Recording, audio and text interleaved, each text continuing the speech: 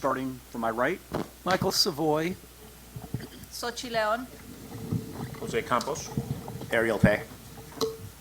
George Familette. Mark Silverman. Nancy Corrigan. Dan Jacobson. Mary Jiang. Carola Nicholson. Deirdre Robinson. Katrina Salazar. Luz Molina Lopez. Okay, I believe we have established a quorum. I'd like to open with my opening remarks. The CBA's mission is to protect consumers by ensuring only qualified licensees practice public accountancy in accordance with established professional standards. This mission is derived from the statutory requirement that protection of the public shall be the highest priority for the California Board of Accountancy in exercising its licensing, regulatory, and disciplinary functions. Whenever the protection of the public is inconsistent with other interests sought to be promoted, the protection of the public shall be paramount. You may notice that our board members are referencing tablets during the meeting. The tablets allow the board members to more easily access meeting materials and are not being used to discuss, deliberate, or take action on any item within the board's jurisdiction. Members, please remember to pull your microphone close when speaking so members of the audience will be able to hear your comments. Okay. We have agenda item 1. We would like to welcome a new board member, Mr. Pei. Mr. Pei was appointed to the California Board of Accountancy in October 2019 by Speaker of the Assembly. Mr. Pei possesses a unique combination of marketing and business experience, formerly working in the global marketing at Vans Shoes Company. Currently, Mr. Pei owns his own marketing and print shop in Lakewood, California. Mr. Pei is also a dedicated member of his community, serving in a number of roles such as business advisor with the Los Angeles Regional SBCDC Network, board chair of the Lakewood YMCA, and advisory council for the Bellflower Unified School District Career Technical Education Program. We would like to welcome Mr. Pei to the Board of Accountancy. Thank you. Okay, moving on to item number 2 is the resolution for retired Board of Accountancy member Alicia Burhow.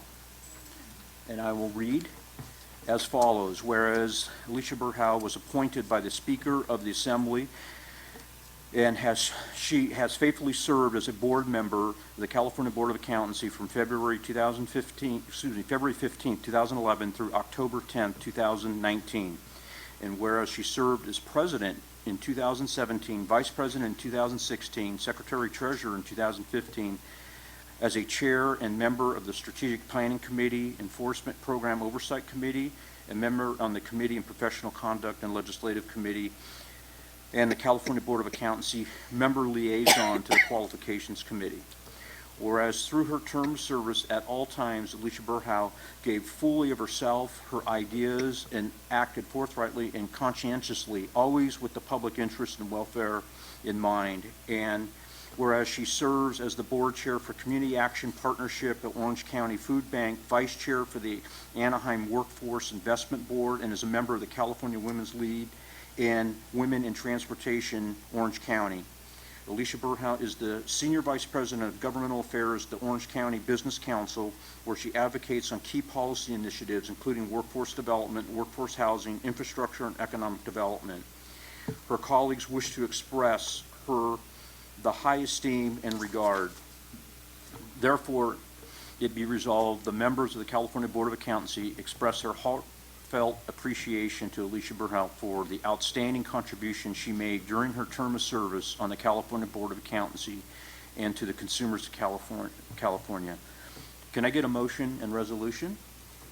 So moved. So moved. I second. Okay. So we have a second. Okay. Are there any additional comments or discussions for the members? Mr. President, I'd like to make a comment. I have been fortunate enough to know Alicia for approximately a decade, which is about 8 years prior to my joining the board. I've always known her to be professional and kind. And when I came on board, she expressed both that professionalism and that kindness, and I thank her deeply. Any other comments? Any comments from the public? Okay, I will now call for the vote. Jose Campos, Absolutely yes. Nancy Corrigan, Definitely yes. George Familet, Definitely yes. Mary Jiang, Yes. Dan Jacobson, Really, yes. Sochi Leon. Luz Molina Lopez, Yes. Corolla Nicholson, Yes. Ariel Pay, Yes. Deirdre Robinson, Without a doubt, yes. Katrina Salazar, Yes. Michael Savoy, Yes, and we miss you already. and Mr. Silverman. I totally agree. Okay, motion carries. Agenda item 1C is a resolution for retiring Qualifications Committee member Joanna Bolsky, CPA. Whereas Joanna Bolsky has faithfully served as a member of the California Board of Accountancy Qualifications Committee from November 17, 2011 to November 30, 2019. She served as the chair and vice chair of the California Board of Accountancy Qualifications Committee, and throughout her term of service and at all times, Joanna Bolsky gave fully of herself, her ideas, and acted forthrightly and conscientiously, always with the public interest and welfare in mind. She has discharged these important responsibilities in a manner reflecting great credit upon herself and the accounting profession. Her colleagues wish to express their high esteem and regard. Therefore, it be resolved that the members of the California Board of Accountancy express their heartfelt appreciation to Joanna Bolsky for the outstanding contribution she made during her term of service on the Qualifications Committee and to the consumers of California. Can I get a motion to approve the resolution? So moved. Having just attended the Qualifications Committee, I would be happy to second that motion. Okay. Any other comments from members of, okay. Any comments from the members of the public? I will now call for the vote. Mark Silverman, Yes. Michael Savoy, Yes. Katrina Salazar, Yes. Deirdre Robinson, Yes. Ariel Pay, Yes. Corolla Nicholson, Yes. Luz Molina Lopez, Yes. Sochi Leon, Yes. Dan Jacobson, Yes. Mary Jiang, Yes. George Familet, Yes. Nancy Corrigan, Yes. and Jose Campos. Yes. Motion passes.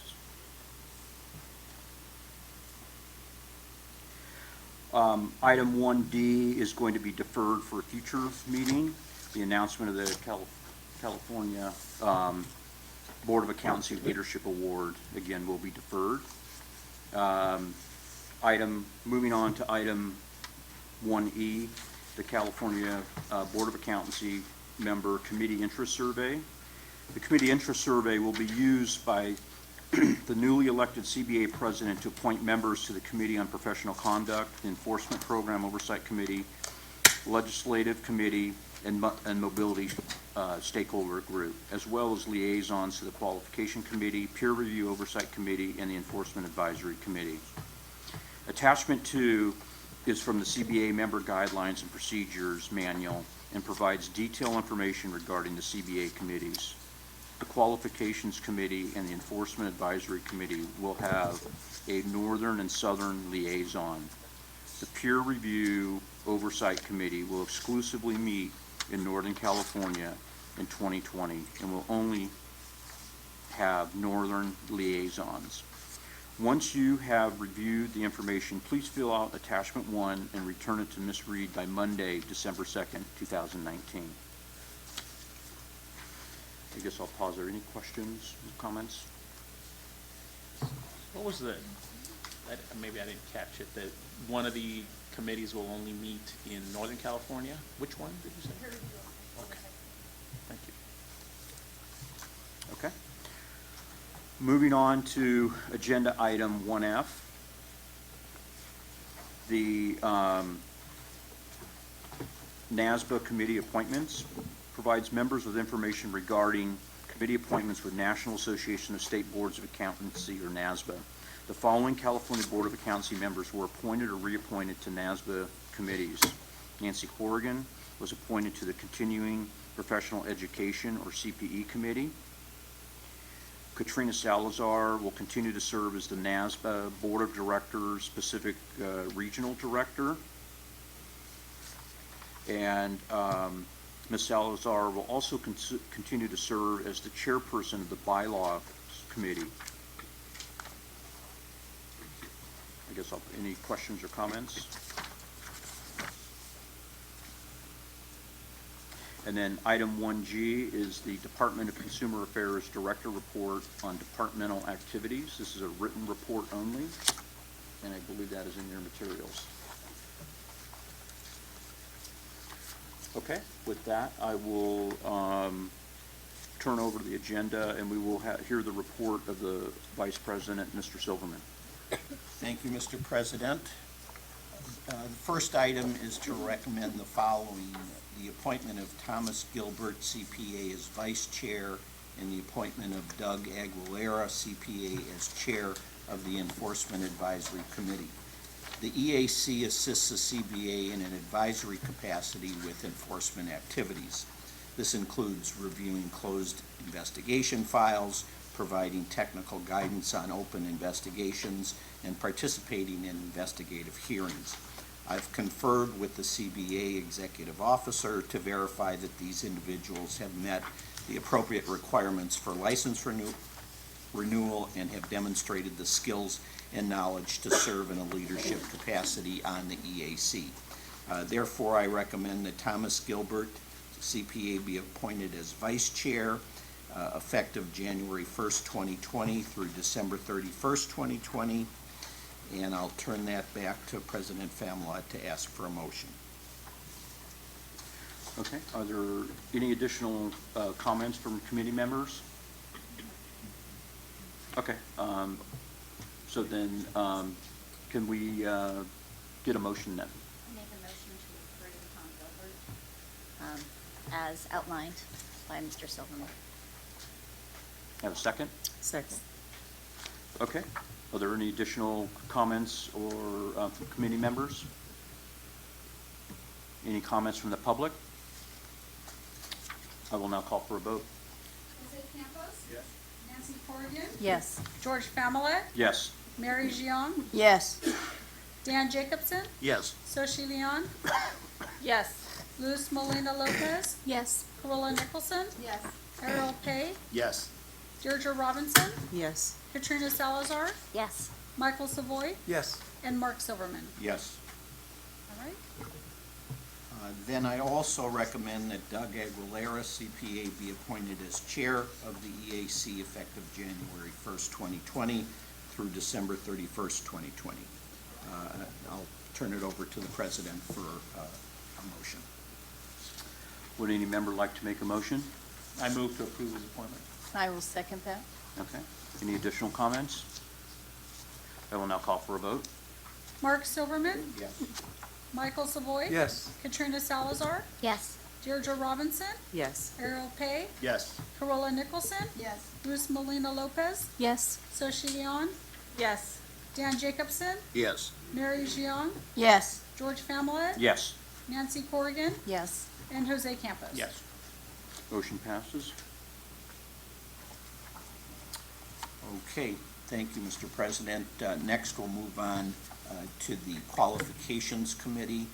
This item's to recommend the following: the appointment of Mirnaz Nasi Raizian, CPA, as Vice Chair, and the reappointment of Kimberly Sujiyama, CPA, as Chair of the Qualifications Committee. The QC assists the CBA in its licensure activities by reviewing the experience of applicants for licensure and making recommendations to the CBA. This includes conducting work paper reviews with the applicant or the employer present to verify that the responses provided are reflective of the requisite experience for licensure. I've conferred with the CBA Executive Officer to verify that each individual has met the appropriate requirements for license renewal and have demonstrated the skills and knowledge to serve in a leadership capacity on the QC. Therefore, I recommend Mernaz Nasi Rizian CPA be appointed as Vice Chair of the QC effective January 1st, 2020 through December 31st, 2020. Is there any concern with taking those in combination, just on one motion? I would move that we approve the appointment of Ms. Sujiyama as Chair and Ms. Razian as Vice Chair of the Qualifications Committee. And I second that. Okay. Any additional comments?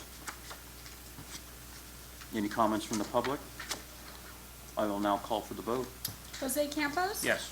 Nancy Corrigan? Yes. George Familet? Yes. Mary Jiang? Yes. Dan Jacobson? Yes. Soshi Leon? Yes. Luz Molina Lopez? Yes. Carola Nicholson? Yes. Ariel Pay? Yes. Deirdre Robinson? Yes. Katrina Salazar? Yes. Michael Savoy? Yes. And Mark Silverman. Yes. Okay, Motion passes. the next item is the Peer Review Oversight Committee. Are there any objections if I combine these into one recommendation to be voted upon? Okay, this item's to recommend the following for the Peer Review Oversight Committee: the reappointment of Renee Graves, CPA, the reappointment of Fiona Tam, CPA, the reappointment of Renee Graves, CPA, as Vice Chair, and the reappointment of Jeffrey DeLizer, CPA, as Chair. The PROC assists the CBA in an advisory capacity in its oversight of the peer review program. As with all appointments and reappointments, I have verified that the individuals have met the requirements for license renewal and have demonstrated the skills and knowledge to serve as a member or in a leadership capacity on the PROC. Therefore, I recommend that Renee Graves, CPA, and Fiona Tam be reappointed to the PROC effective December 1st, 2019 through November 20th, 2021, unless any member would like to take each appointment separately. Then I'll continue on. I recommend that Renee Graves, CPA, be reappointed as Vice Chair of the PROC effective January 1st, 2020 through December 31st, 2020. And I also recommend that Jeffrey DeLizer be reappointed as Chair of the PROC effective January 1st, 2020 through December 31st, 2020. I move to adopt the stated resolution or Have a second? recommendation. Second. Okay, we have a second. Any additional comments? I'm sorry, I just want to clarify, did you mention also Fiona Tam in that motion? Yes. Yes, thank you. Any comments from the public? I will now call for the vote. Okay, Mark Silverman? Yes. Michael Savoy? Yes. Katrina Salazar? Yes. Deirdre Robinson? Yes. Ariel Pay? Yes. Carola Nicholson? Yes. Luz Molina Lopez? Yes. Soshi Leon? Yes. Dan Jacobson? Yes. Mary Jiang? Yes. George Familet? Yes. Nancy Corrigan? Yes. And Jose Campos? Yes. That concludes my report, Mr. President. Thank you very much, Mr. Vice President. Next on our agenda item will be item 3, the report of the Secretary Treasurer. Ms. Corrigan, could you please provide your report? Yes, thank you. And so this is agenda item 3A, but please make sure that you are referencing the revised 3A, which was sent out subsequently. So the revised 3A was really important because we had an increase to the budget authority from $16,096,000 to $16,532,000, so an increase of some $436,000. Now that's $1,029,000 over the prior year. Those, the amount making up those enhancements for this year's budget had to do with additional full-time personnel, staffing for business modernization project, allocated funding to accommodation to take the CPA exam, additional funding relating to employee compensation, costs related to employee compensation, and also retirement benefits. So in looking at page 2 of that report, which consists of the budget report, You can see the overall budget stone, the green column, governor's budget, line 48, that is the $16,532,000 that we're working with now for the rest of the year. And this report is the 3 months, July, August, September, so very early on in the year. And for that period, we're showing that we're at 22% of budget, showing a projected surplus of $586,000 or 3.6%. So again, we're early on in the year. Things will fluctuate. Couple of comments to make is that costs about 3/4 of the way down. The Attorney General's costs, Attorney General office costs are really only in there at July and August, so we don't have that third month of September.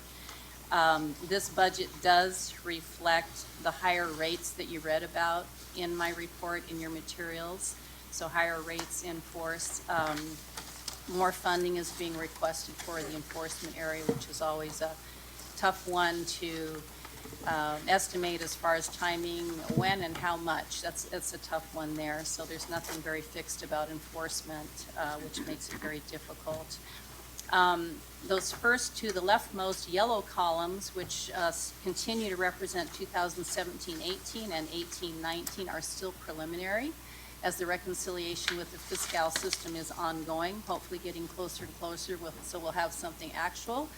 And when staff have that, I'm sure that they will share it with us because we've all been anxiously waiting. A comment about the governor's budget. Those items have some flexibility as far as their categories are concerned, in that we have the ability to do some shifting. Some areas will be under budget, some areas will be over budget. So that can kind of be massaged as we go forward, depending on need, and as long as we don't go beyond the budget total. So that's always an important point to keep in mind. So moving over to page 6, which is our very important fund condition statement that we have been talking about extensively for some time.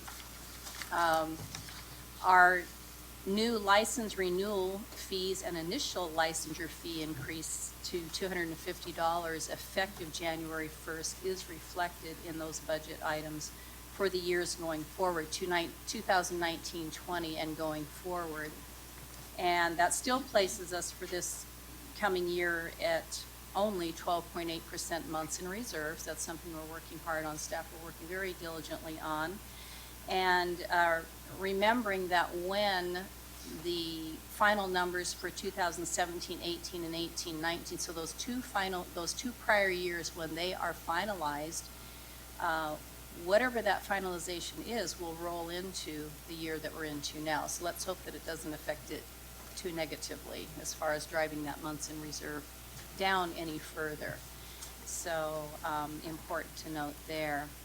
Moving on to page 7, you can see the licensee population versus staff level. It's at a level of 98.9, and that has to do with the addition of 10 full-time staff, 7 being allocated to licensing and 3 being allocated to enforcement. Staff are working diligently to fill those positions, those much-needed people, to help, of course, with the load that the office carries. So that does conclude my report, Mr. President. I'm happy to take questions that the members may have. Any questions or comments from the members?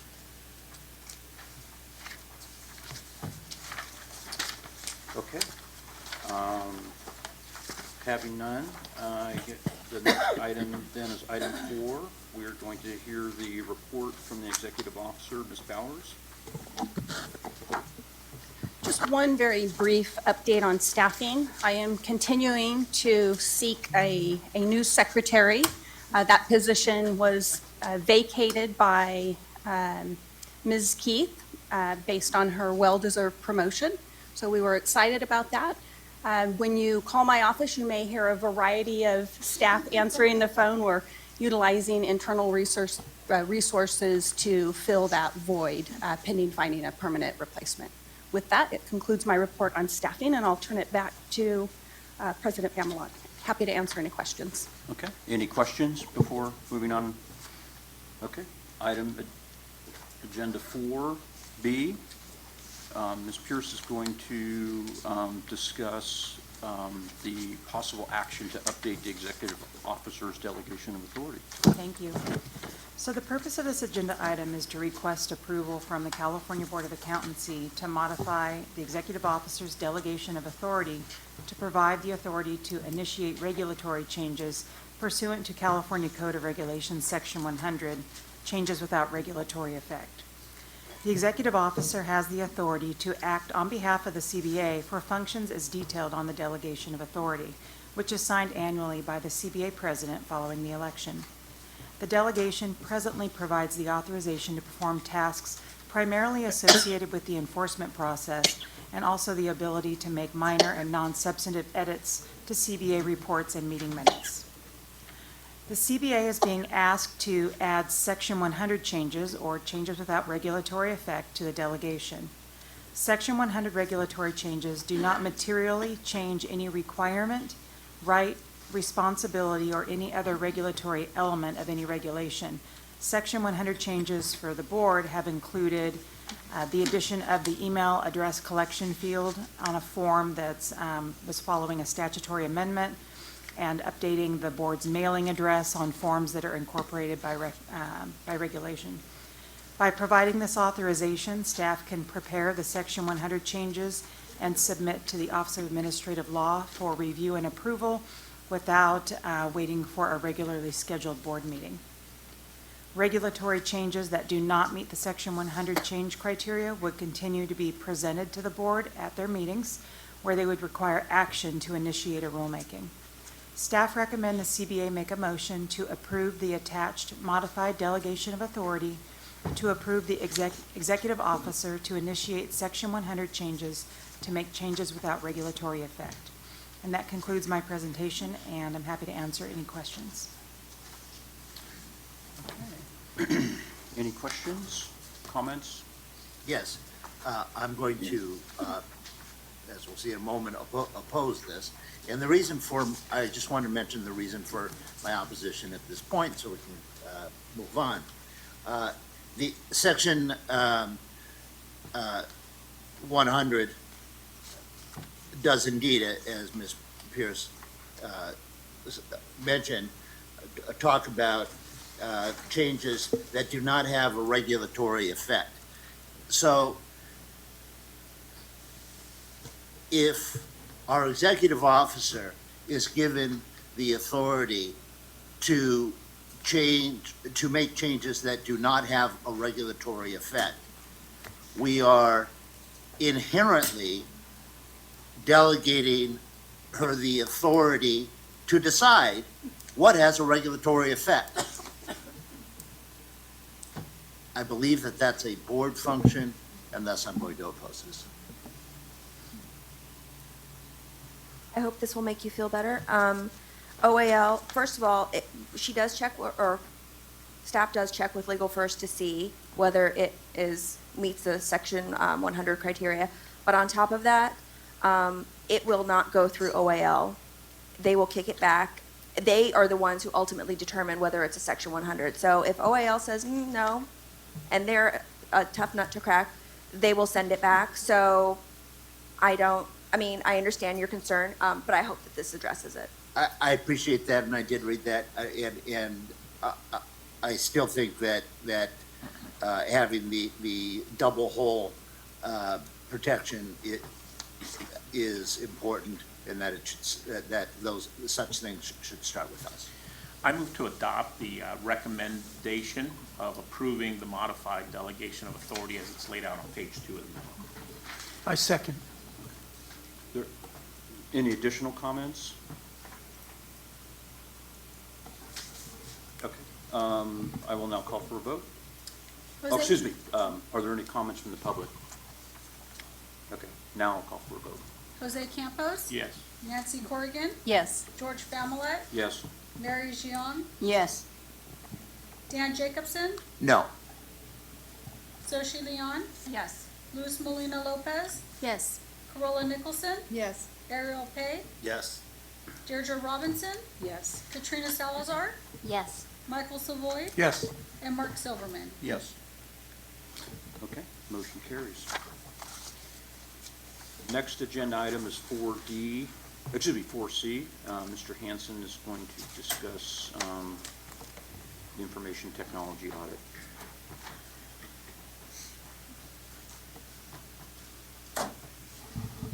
Thank you. Good morning, President Pamela, members. As mentioned, I am David Hanson. I'm the board's lead IT staff and senior system administrator. I'm here today to provide you with an update, brief update regarding the information technology assessment of the CBA's IT systems, which was conducted by the California Military Department in May of this year. This was a comprehensive independent security assessment that included professional military staff from the California Military Department working on site and externally to evaluate all of the CBA's internal and external IT systems and processes. Two separate teams, a compliance and assessment team, also known as the blue team, and a penetration test team, also known as the red team, performed the assessment.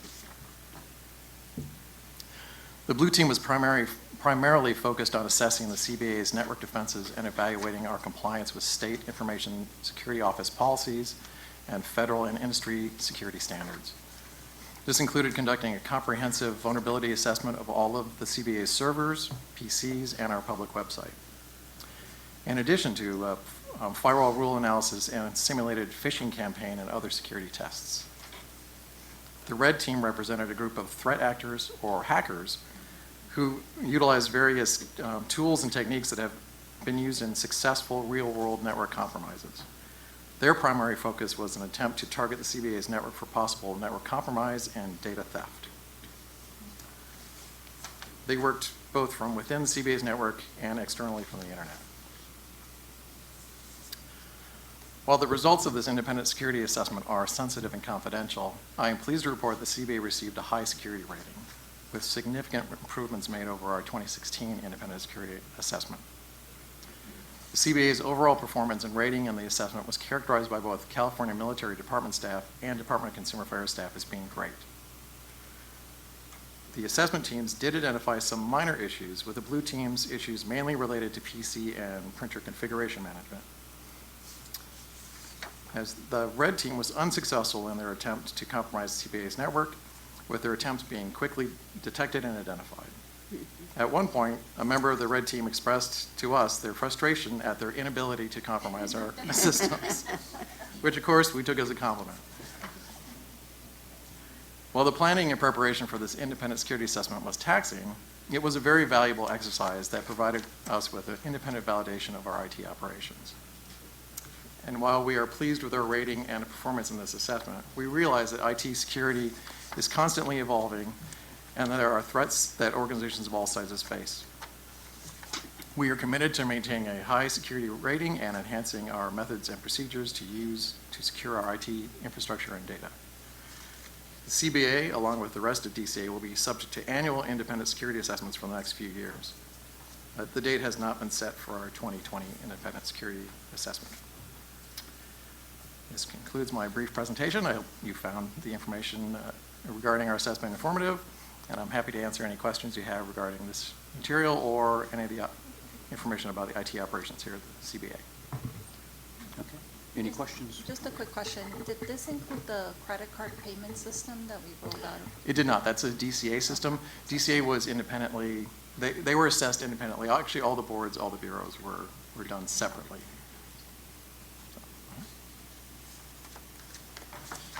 Any other questions?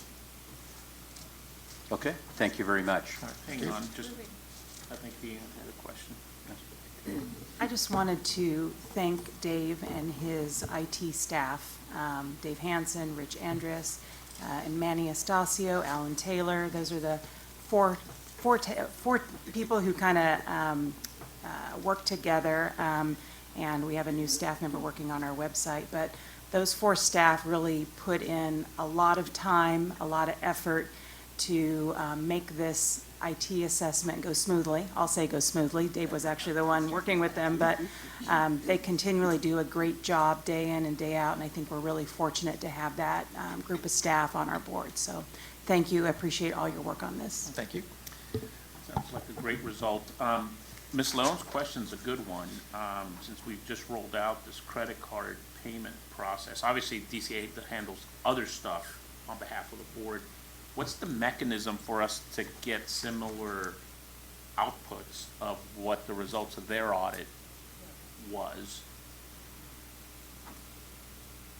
And probably, We could probably ask Jason Cohn, the DCA's CIO, to come to the board meeting and address that, I'm sure.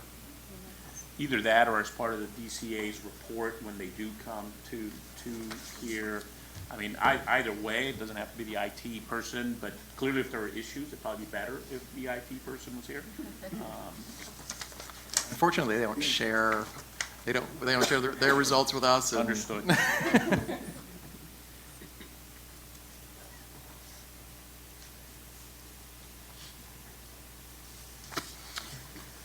Okay. Item 4D, we are going to get a update on the California Board of Accountancy's communication and outreach efforts, and Mr. Bone will be providing that update to us today. Thank you. Mr. Bone? My pleasure, Mr. President and members. I'm happy to provide some brief comments and highlights from the Communications and Outreach Report before you. On September 26th, during the lunch break of the CBA's meeting that day, Secretary Treasurer Corrigan led the CBA's outreach program on the campus of Cal Poly Pomona.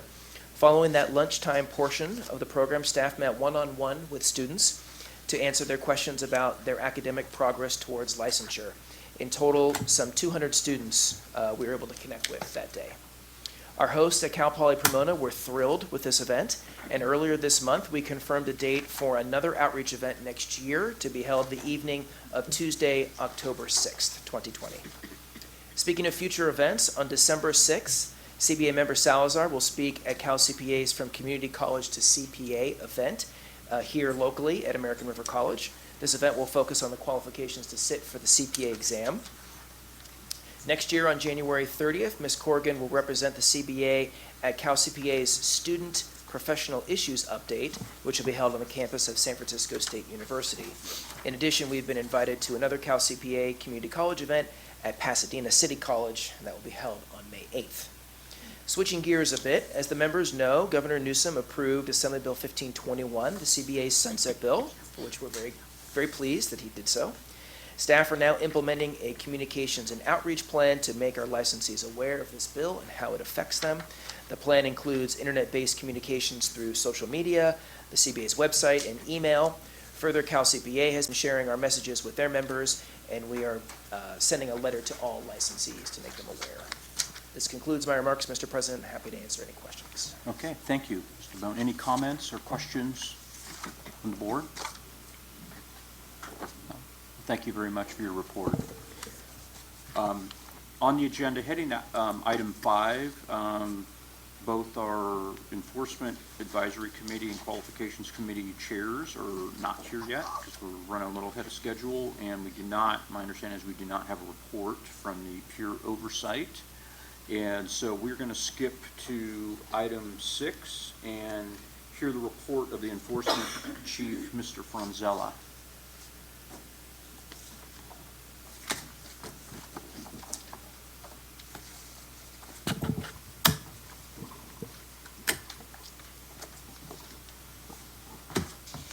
Thank you and good morning. So item 6A is the enforcement activity report for the first 3 months of fiscal year 1920. So just kind of stepping through the various sections. The first page related to first page or 2 pages related to complaints received. For the first 3 months of the fiscal year, we received 454 complaints. This is a decrease of just over, right around 36% compared to the same period last year. At this stage, I wouldn't draw too many conclusions as to projecting out based on just those 3 months. If I recall right, at the beginning and end of last fiscal year, we got a lot of information on peer review from the AICPA that generated a flux at both the end and the beginning of last fiscal year. So we'll see how this goes through the full year. I don't necessarily anticipate the 3,000 we had last year, probably something closer to what we had in 17, 18, because those were the trends we had seen for the prior 2 years before that. Moving on to investigations and investigations pending.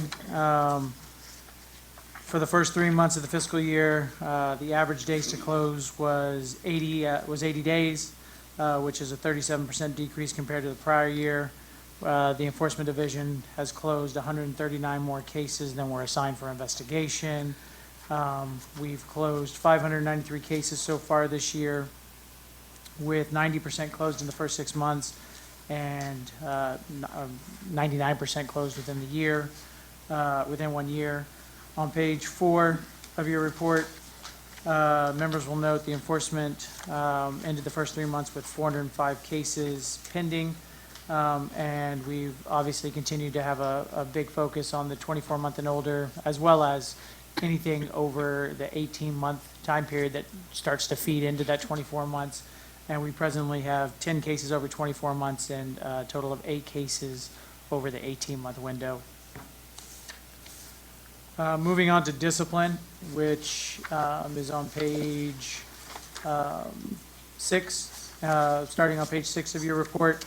CBA has referred 15 matters to the AG's office for the first 3 months, and 18 pleadings have been filed, with the vast majority of those being accusations. As of September 30th, 2019, there are 70 matters pending at the AG's office, with 5 cases over 24 months. The first case there that has been on your report forever actually is resolved, and it will no longer show on members' reports shortly, and I believe members will be getting an update on that later as well. So that one will be coming off. The rest are either a decision is taking effect later this month, or are actively being either investigated or worked for settlement with or a hearing set. Moving on to citation and fines, moving on to the final orders, the CBA has taken action on 10 matters so far during the first 3 months, with a set that you have in your materials today that will add to that number as the year progresses. Moving on to citations, citation and fine. The first 3 months of the fiscal year ended with 75 citations. Again, the most common citation is the annual yearly CE requirement of 20 and 12, which accounts for over 80% of the citations we issue. For unlicensed activity, again, this was newly created last year. We now have both prior year statistics and current year statistics for some type of benchmarking and looking back. And over those 3 months, we've received 39 unlicensed activity complaints. We have 71 cases under active investigations, and we've issued 5 citations, closed 58 matters, and referred 1 matter to the local district attorney or local law enforcement. The last area I'll highlight is probation monitoring, which is on pages 12 and 13. We presently have 156 individuals on probation. We have 2 probation orientations we have that we need to complete, and we've identified 23 violations, with the vast majority being submitting written quarterly reports or associated costs.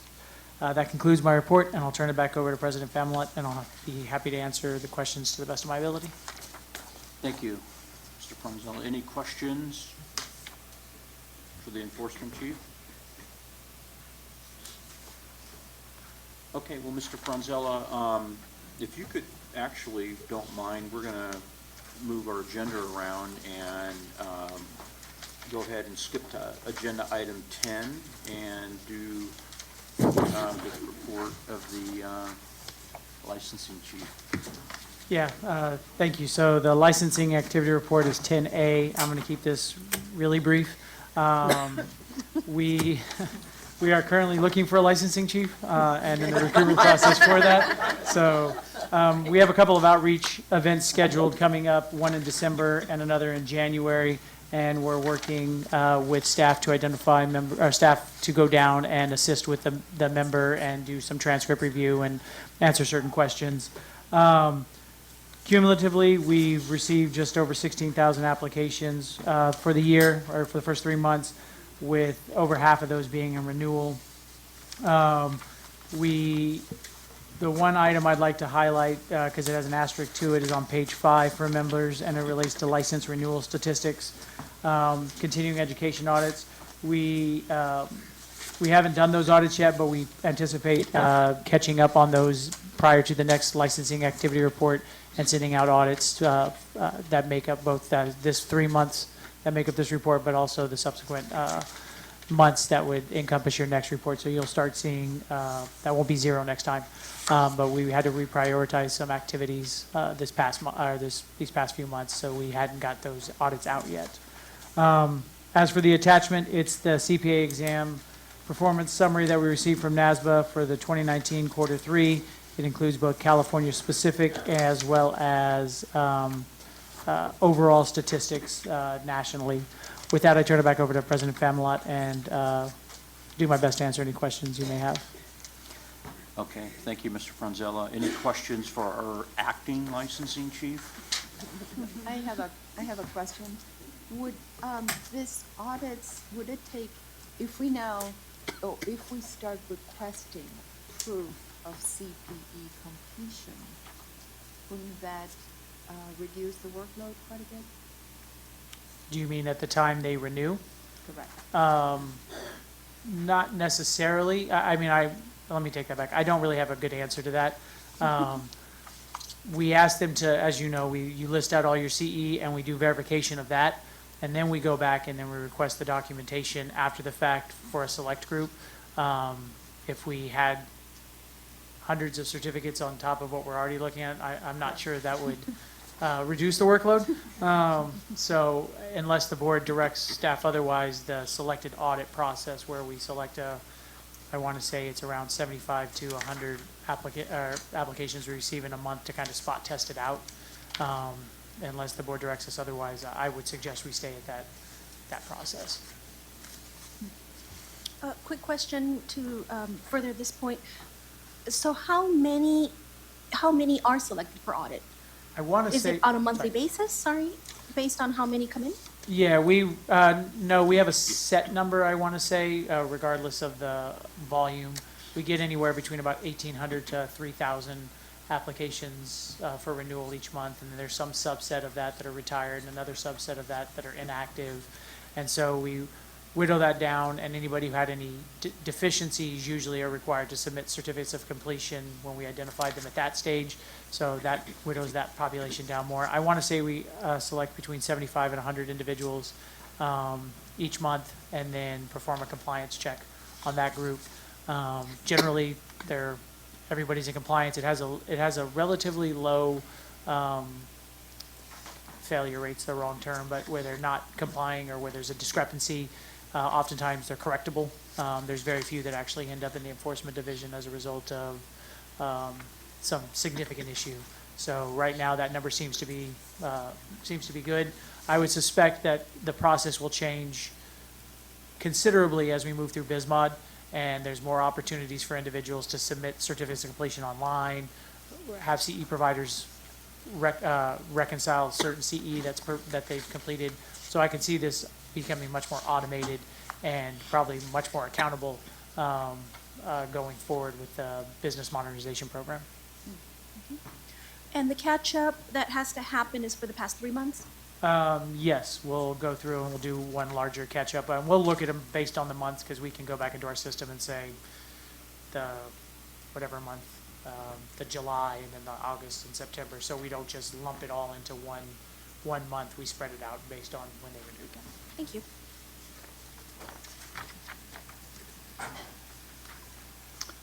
Additional questions? Okay. Thank you. Thank you, Mr. Franzella. We're going to move on to agenda item 11, which is the approval of the minutes. Can I get a motion to adopt the minutes of the September 26th, 27th, 2019 California Board of Accountancy meeting, specifically agenda item 11A? I move to adopt the minutes as presented. I second. that. Okay. Any further questions? Any questions from the public? Okay, let's get a vote. Mark Silverman, Yes. Michael Savoy, Yes. Katrina Salazar, Yes. Deirdre Robinson, Yes. Ariel Pay, Abstain. Corolla Nicholson, Abstain. Luz Molina Lopez, Yes. Soshi Leon, Abstain. Dan Jacobson, Yes. Mary Jiang, Yes. George Familet, Yes. Nancy Corrigan, Yes. and Jose Campos. Yes. Okay, motion carries. Can I get a motion to accept the minutes, specifically agenda items 11B through 11G? So moved. Seconded. Okay. Are there any further questions or comments from the board members? Members of the public? I will call for a vote. Jose Campos, Yes. Nancy Corrigan, Yes. George Familet, Yes. Mary Jiang, Yes. Dan Jacobson, Yes. Soshi Leon, Abstain. Luz Molina Lopez, Yes. Corolla Nicholson, Abstain. Ariel Pay, Abstain. Deirdre Robinson, Abstain. Katrina Salazar, Yes. Michael Savoy, Yes. and Mark Silverman. Yes. All right. The motion carries. Okay, so we are going to continue on our journey through the agenda here, and we're going to go over to item 12 and other business, and we're going to hear from Ms. Salazar on the American Institute of Certified Public Accountants. Why, thank you, President Pamela. So on the AICPA, I was fortunate to be able to attend a meeting on October 2nd, and some of the initiatives that were communicated as part of this state board committee meeting is that the AICPA is actually working within their communications department. They're developing informational toolkits, and so that's something that I will continue to watch and bring information back to Patty. They're evaluating whether or not they would be board materials or candidate directed toolkits. So I'll bring more information to you on that. There was continued discussion about licensing in India and testing in India. So the AICPA continues outreach with the Institute of Chartered Accountants of India. And one of the primary messages were that should an agreement be discussed to have international testing in India, security was reiterated to be of the utmost importance, and Prometric actually has 8 corporate-owned testing centers already in India, and so that would be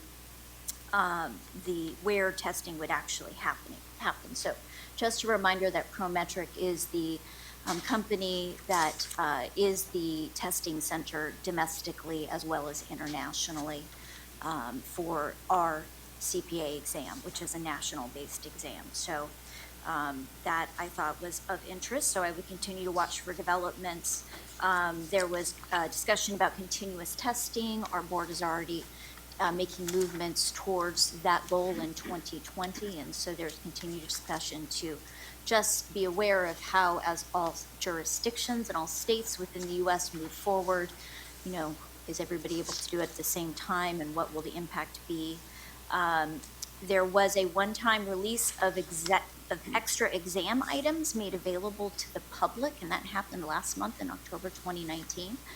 And so the AICPA was able to take excess exam materials and release them. So that is out there, and I think that universities and students are welcoming that, just to get more information about what exam questions potentially look like. Again, these released exam questions will not be used in the future, but it is a good tool for students who want information and want to prepare for the CPA exam. There was discussion that the tri-party agreement between NASBA, AICPA, and Prometric is scheduled for evaluation, and that is on AICPA. What they mentioned is that their timeline is in 2020 to have that agreement. So I'm sure our executive director is familiar with it, and we'll continue to monitor that. I mentioned that because the tri-party agreement, it has to do with the national exam that our board relies upon. So part of our job is oversight and making sure that all these processes are happening so that we can rely upon the national CPA exam. And there was continued discussion about the practice analysis.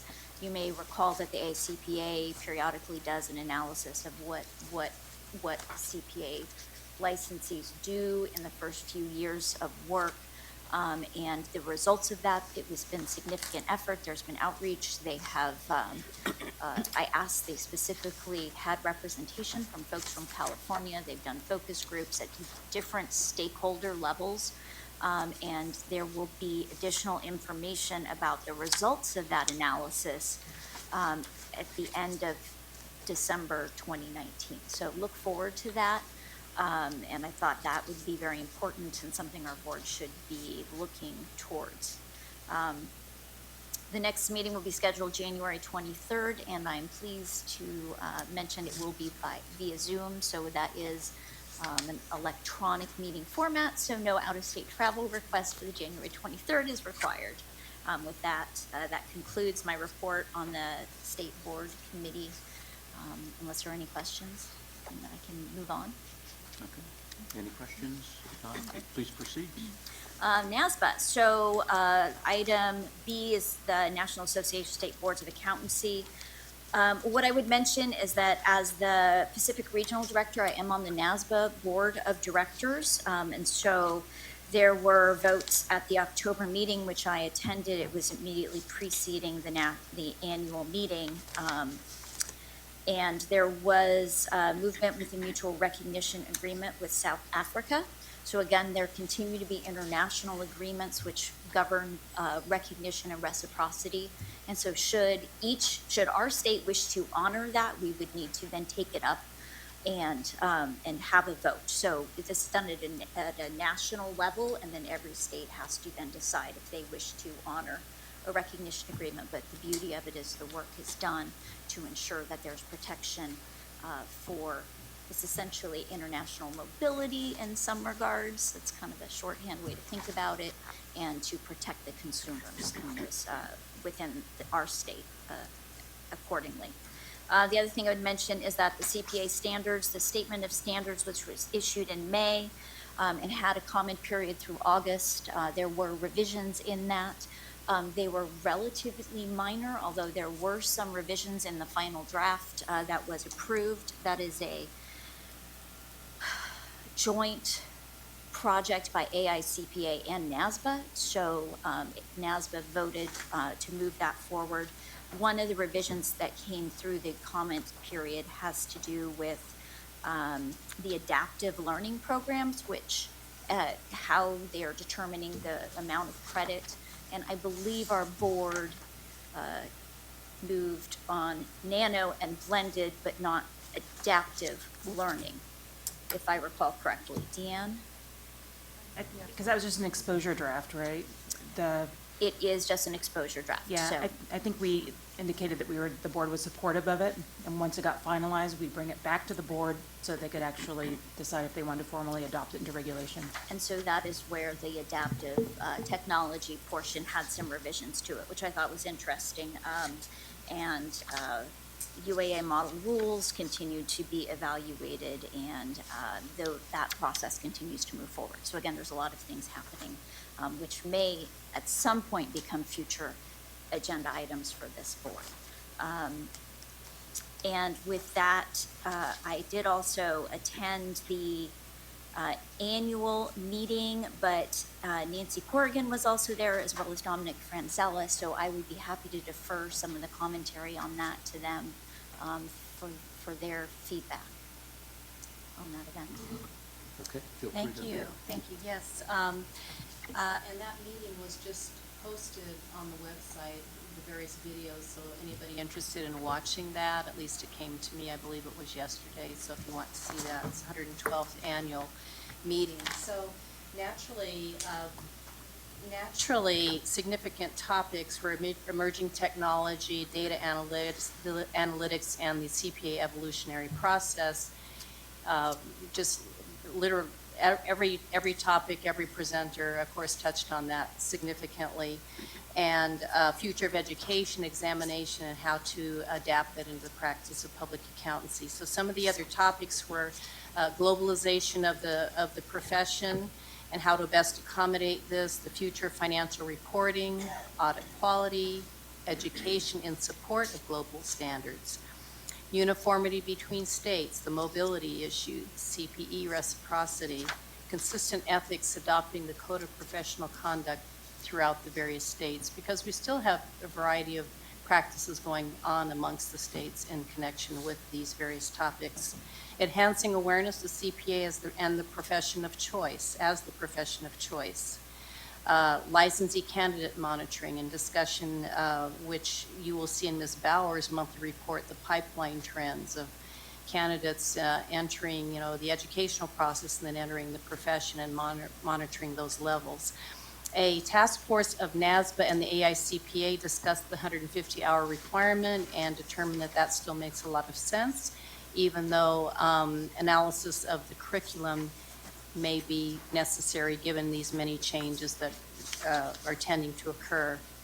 The NASBA and AICPA in a joint project also looking into possibly enhancing the experience requirement for report signers, and a draft should be available in the near future. I'm not sure, threw out some ideas of how that may be tackled, but something that may definitely interest our board in going forward. Ms. Salazar mentioned the continuous testing process, so that we're happy to see. I attended a CPA exam tutorial. It was very interesting to go through the history of how it was, like when I took it, how it is now, only a few years ago.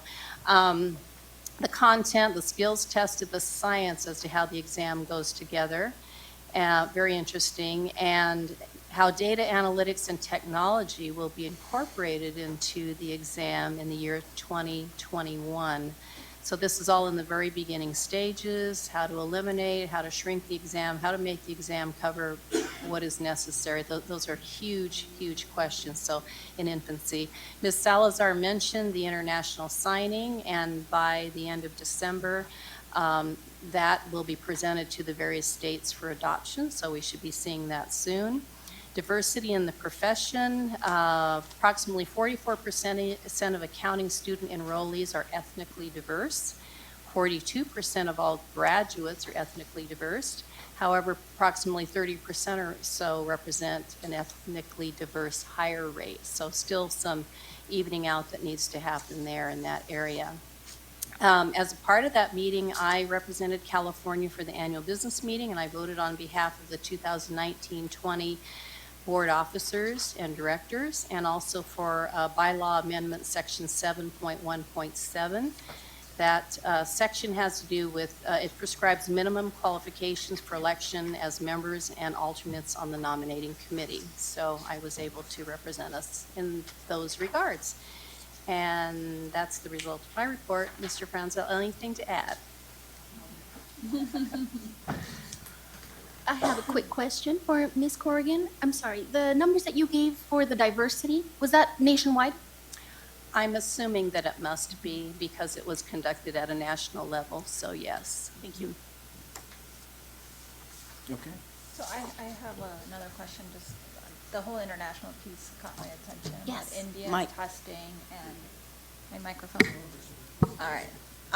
So the international comments caught my attention between testing in India and potential reciprocity with South Africa, and correct me if I'm wrong.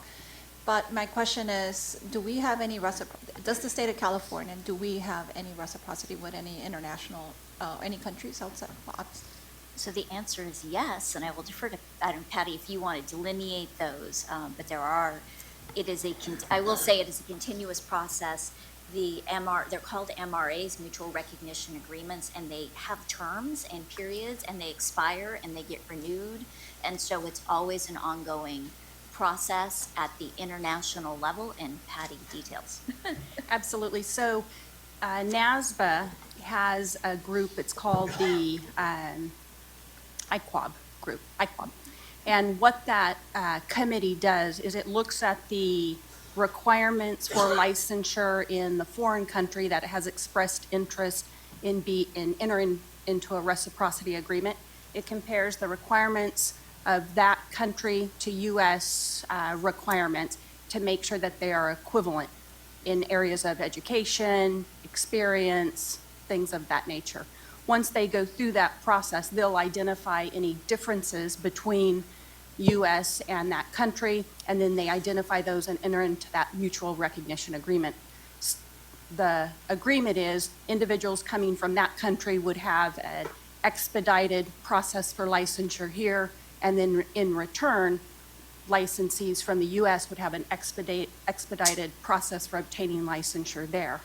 Some states, when those agreements are entered into with NASBA in that country, some states adopt those agreements, and other states recognize those agreements, but still require individuals obtaining licensure in their state to resolve any deficiency, and that's where California falls into. When those agreements come forward, the board would have the option to recognize them, which they have. All that NASBA has adopted so far, we recognize. But then they are required to meet any education or experience deficiencies to obtain licensure in California. So for us, it really just resolves their sitting for the exam, and they have a separate exam, not the standard uniform CPA exam, but it's called an IQEX exam, and it tests the differences between U.S. standards and foreign standards. So what countries? I mean, I don't know them all. There's a I don't know, handful. I so believe there are there's a number of them. there's a number of them. Okay. Correct.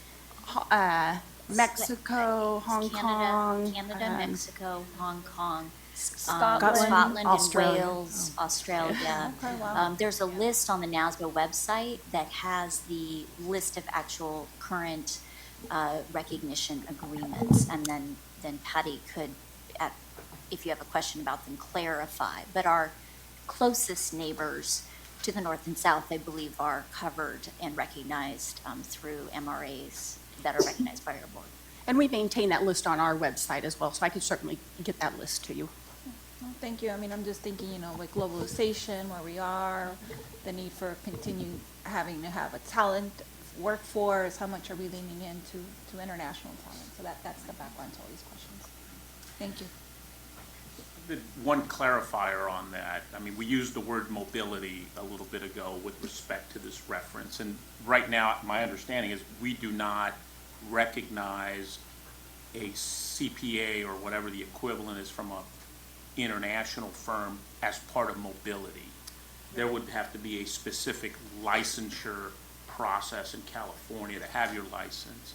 I guess the one caveat would be that to extent a different state has a much more lax recognition process for an international person, that person could be licensed in another state, have a valid jurisdictional license, and then, be able to practice in California through mobility, but with another U.S. license or jurisdiction license of some kind. And I would say yes. Again, my overview of this is that it provides a way for our board to have oversight and understand who is coming in internationally with those recognized countries, and then also allows the things that we need, which are oversight, awareness, and jurisdiction. So those become important elements of protecting the consumers. But Jose, I do agree with you. The only other thing I would mention is, and Nancy gave a very comprehensive overview. You talked about it. I would just put a clarification on your comment about the need to bring IT in. The CPA evolution conversation was sort of the framework under which that continued at the annual meeting. So the guiding principles that were presented to this board previously in 2019, I believe, were revised slightly. They were not significant. It was a small modification to principle number 4. I believe those are available online.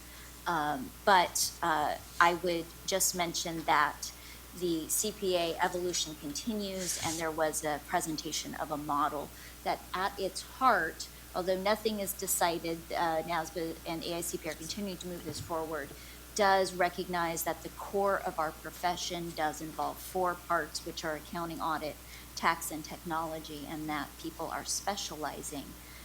And so getting consensus around that model, I believe, is something that will continue to develop. A more formal model will come out, and that this will be a CPA evolution item for a future agenda for this board to evaluate and comment on. Thank you. Okay. Yes.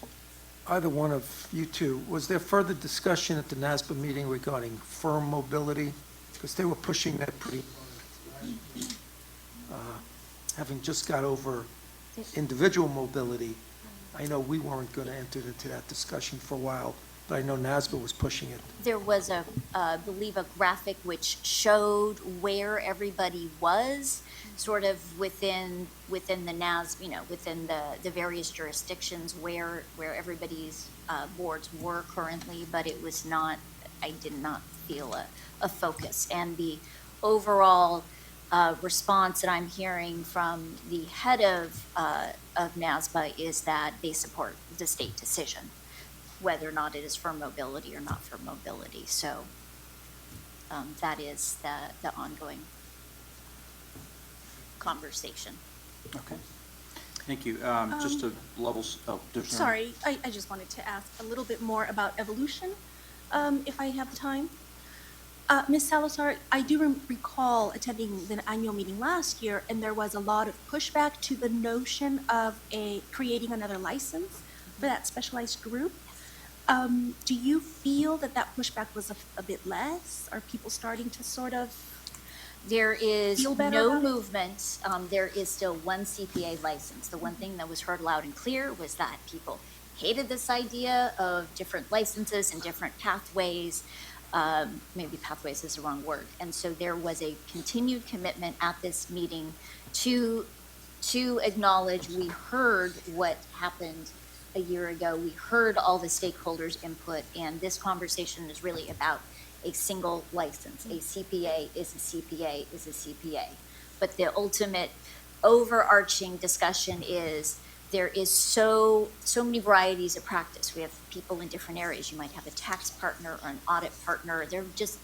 Every CPA doesn't have necessarily an identical practice area or knowledge set. And so how do we take that reality and recognize what our practice is today? But again, one license, one CPA, and what does that mean for us? Because there is so much information. There are limitations to testing. You can't not test everything without substantially expanding the exam, which creates barriers to entry. And so there are trade-offs to everything. So that's what the evolution conversation is how do we view our current environment? And from that, then I think the test model will be changed within the commitment of one license. Thank you.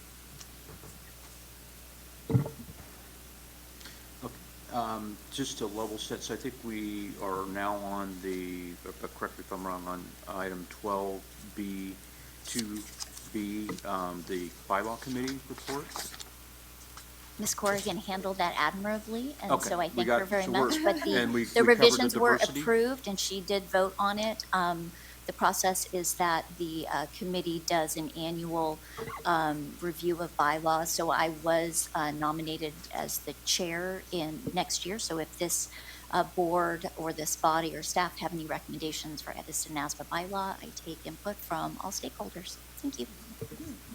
Okay. And so we're all good? Okay. We will go back in our agenda then to item 10, and we're going to hear the Enforcement Advisory Committee report from Mr. Rosenbaum.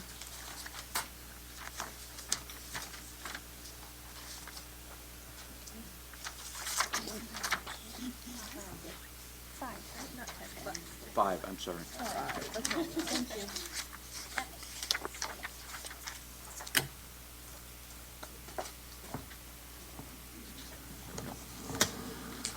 Good morning. The Enforcement Advisory Committee held its last meeting on October 3rd in Irvine. At that meeting, we reviewed 25 closed case files and conducted 4 investigative hearings. Our next meeting will be held on December 5th in Burbank. This concludes my report. Are there any questions? Thank you. Great, thank you. Now we can get that in before lunch. Next, 5B, we are going to hear the Qualifications Committee report from Ms. Homzik.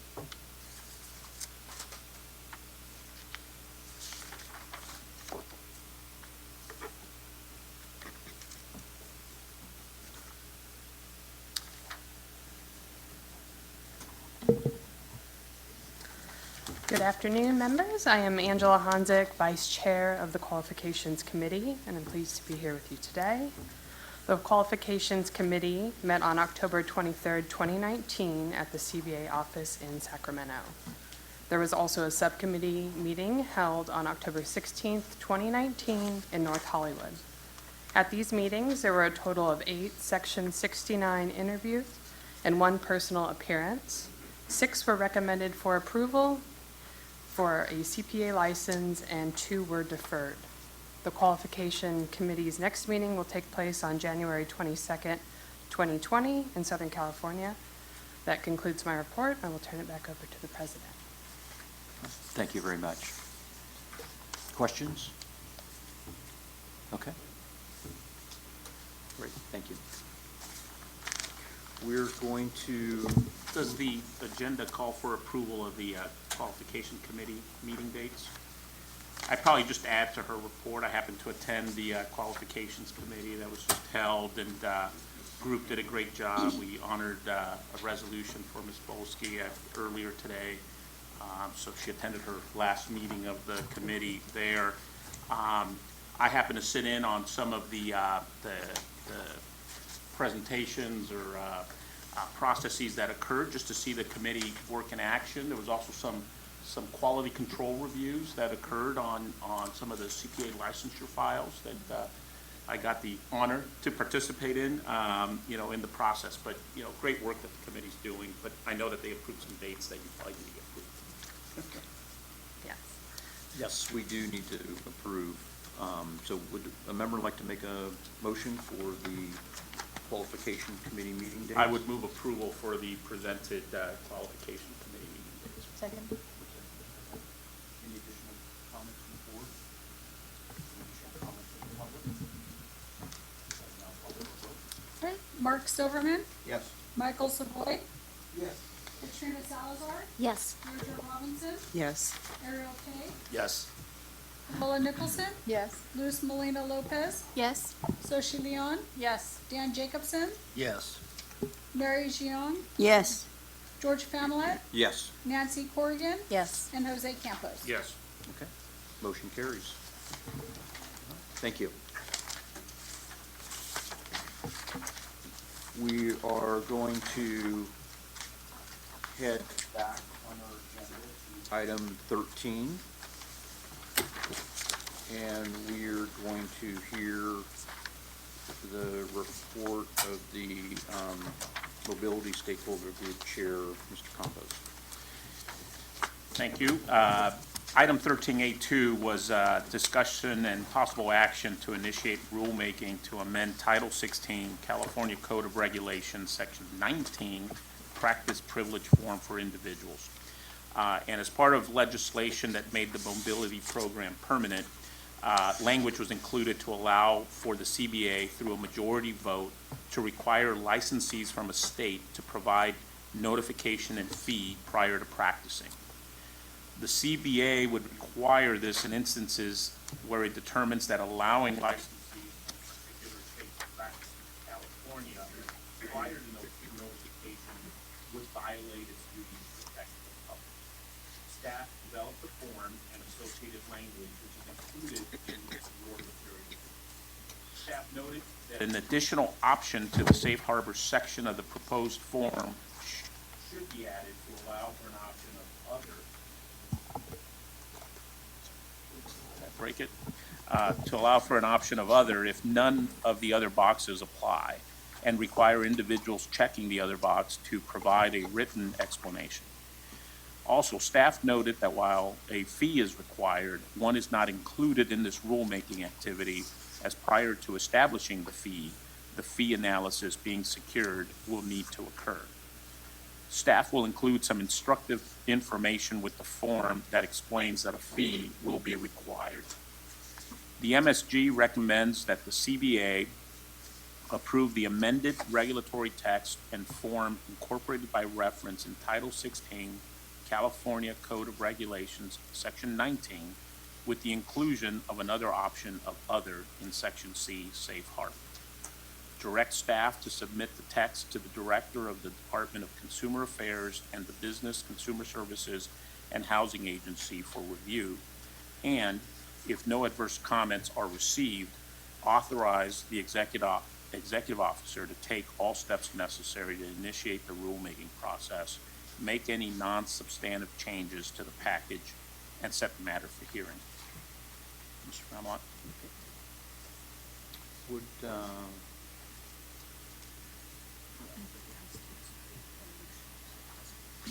okay, great, thank you. Sorry, before you guys go ahead and vote, I just wanted to point out the same thing I pointed out to the MSG earlier this morning.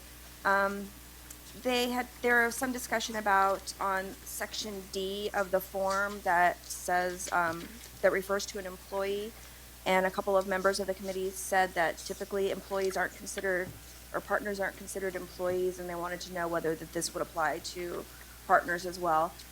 This would be a good opportunity to add a definition for employee to specify that it does or does not include partners if the board chooses to do that, but this is a good time to do that if in fact the board does want to do that.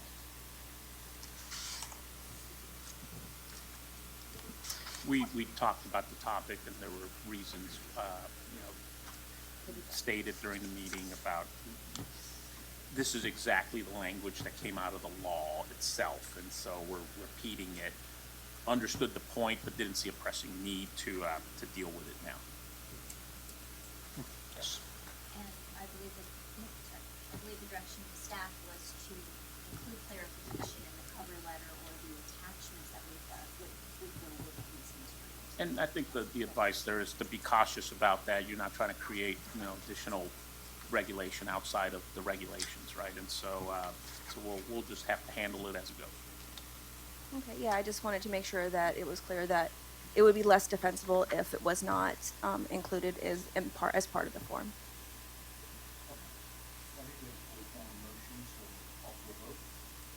Public?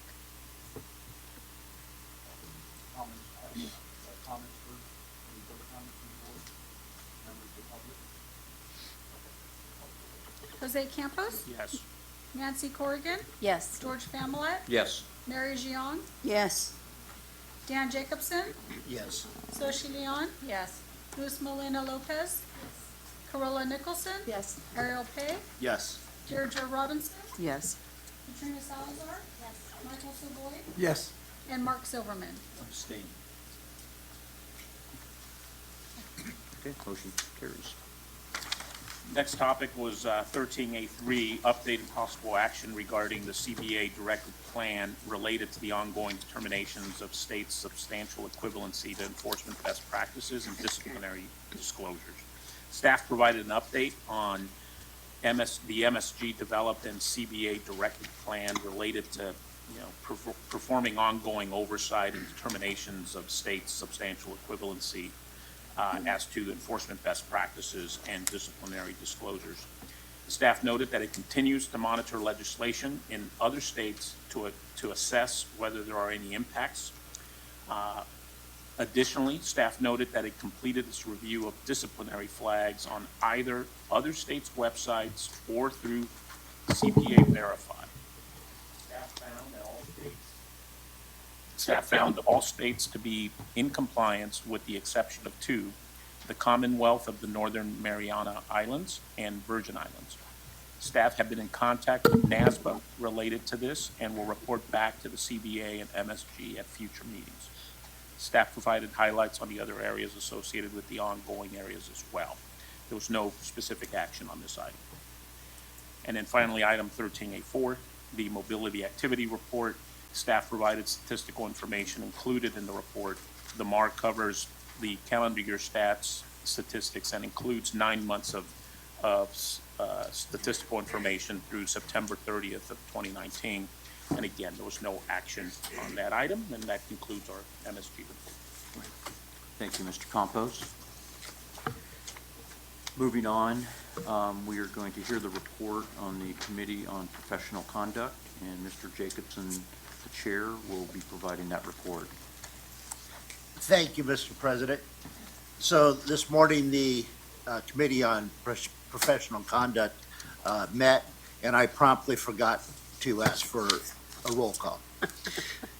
That's item number 1, which the staff kindly did not put in my talking points, but I thought I'd mention it. In any case, our main point of business dealt with item 13B2, and that's discussion and possible action on proposed legislative language to amend Business and Professions Code Section 5070 and 5070.5 and add Business and Professions Code Section 5009.5 to protect the privacy of applicant and licensee email addresses. And this is all about email addresses if an accountant has an address.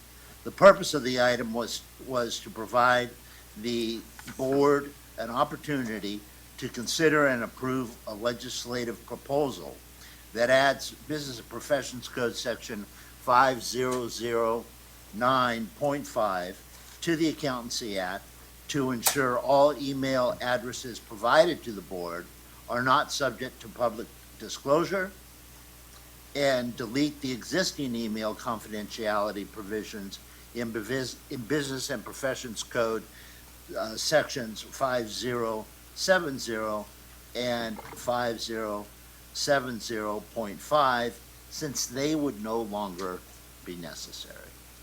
The committee was informed by staff, had a discussion on the matter, and the committee voted unanimously to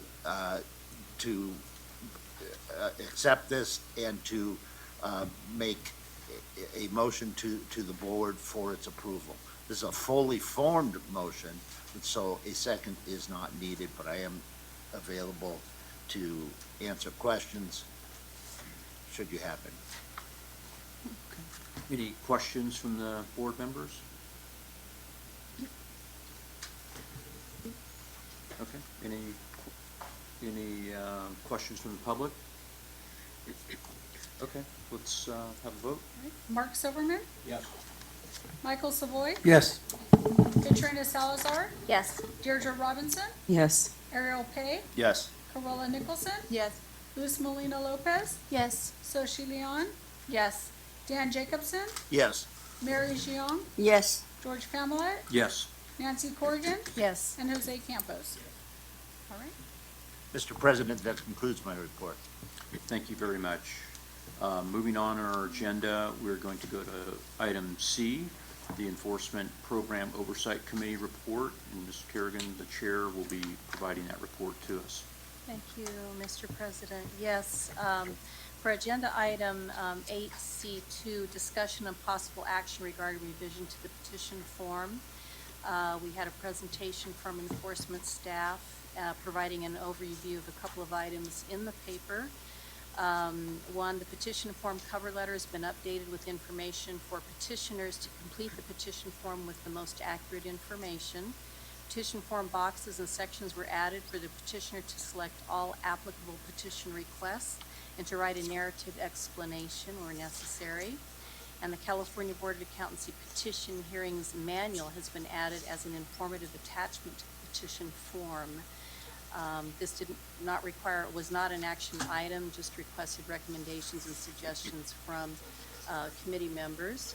So if there are no questions in that regard, then I will move on to For us, agenda item 8C3, having to do with amendment to proposed regulatory text for Title 16, California Code of Regulations, Section 98, disciplinary guidelines and model orders, Section 99.1, rehabilitation criteria for denials, suspensions, revocations, restorations, reduction of penalty.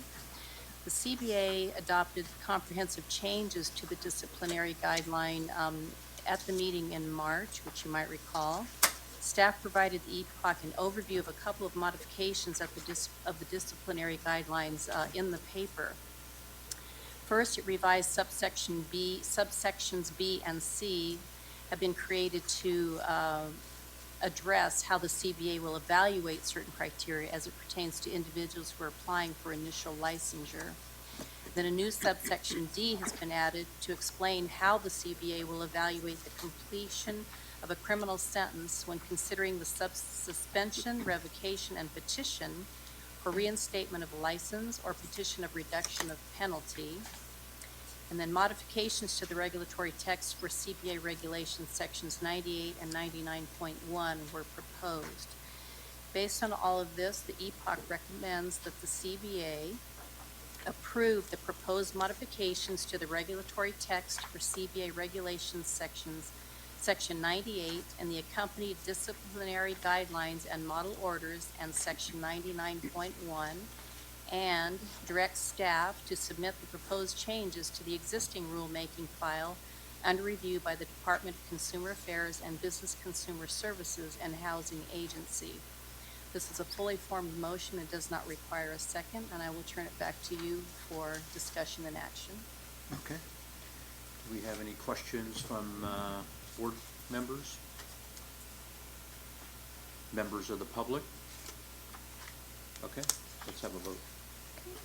Jose Campos? Yes. Nancy Corrigan? Yes. George Familet? Yes. Mary Jian? Yes. Dan Jacobson? Yes. Soshi Leon? Yes. Luz Molina Lopez? Yes. Corolla Nicholson? Yes. Ariel Kay? Yes. Deirdre Robinson? Yes. Katrina Salazar? Yes. Michael Savoy?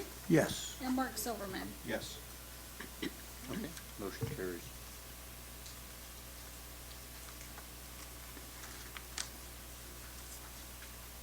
And that completes my report.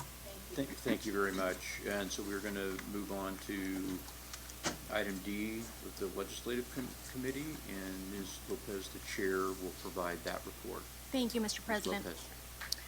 The Legislative Committee meeting, we met this morning for the CBA item 13D2. This was final actions and outcomes on legislation the CBA took a position on in 2019. This was a written report, and it is available in your handouts. Item 13D3, discussion and possible action on proposed legislative language to amend Business and Professions Code Section 5007 to authorize the Secretary Treasurer or another CBA member to preside at meetings of the CBA. The purpose of this item was to provide the CBA an opportunity to consider and approve the legislative proposal relative to the authority to preside over CBA meetings. It would authorize the President to appoint the Secretary Treasurer or a non-officer board member to preside in the absence of any officers. The Legislative Committee recommends the CBA approve the proposed language and direct staff to seek its inclusion in the 2020 Omnibus Bill, or if necessary, seek an author to carry a separate bill. This is a fully formed motion, does not require a second. I will turn it back to the CBA President for discussion and action. Thank you. Any questions from board members? Any questions from the public? I'll now call for the vote. Mark Silverman? Yes. Michael Savoy? Yes. Katrina Salazar? Yes. Deirdre Robinson? Yes. Ariel Kay? Yes. Corolla Nicholson? Yes. Luz Molina Lopez? Yes. Soshi Leon? Yes. Dan Jacobson? Yes. Mary Jian? Yes. George Familet? Yes. Nancy Corrigan? Yes. And Jose Campos? Okay, motion carries. Thank you. The next item is 13D4. This was a discussion and possible action on proposed legislative language to add Business and Professions Code Section 5093.1 to authorize an individual to sit for the Uniformed Certified Public Accountant examination prior to degree conferral. The purpose of this item was to provide the CBA an opportunity to consider and approve the legislative proposal that grants the CBA authorization to permit applicants for the Uniform CPA exam the ability to sit for the examination prior to degree conferral. The Legislative Committee recommends the CBA approve the proposed language and direct staff to seek its inclusion in the 2020 Omnibus Bill, or if necessary, seek an author to carry a separate bill. Further, the LC recommends the CBA direct staff to draft proposed rulemaking materials pursuant to the legislative proposal and place them on a future CBA meeting agenda. This is a fully formed motion, does not require a second. I will turn it back to the President for further discussion. Okay, thank you. Any questions from the board members? Yes. Ms. Young. Hi. I just want to give a little background to this agenda item. I was at San Francisco State in January, February of this year at an outreach program. And accounting professor there, John Lohr, mentioned to me when he found out that I was with the CBA, he asked me, is it possible, because he was counseling students to, sit for the exam. And he mentioned that, there was Washington, he brought up, says, allow students to sit for the exam, when they're about 6 months away from graduation, and that they have to go to Washington to take the exam to be ahead of the game. And I said, wow, that's an interesting concept.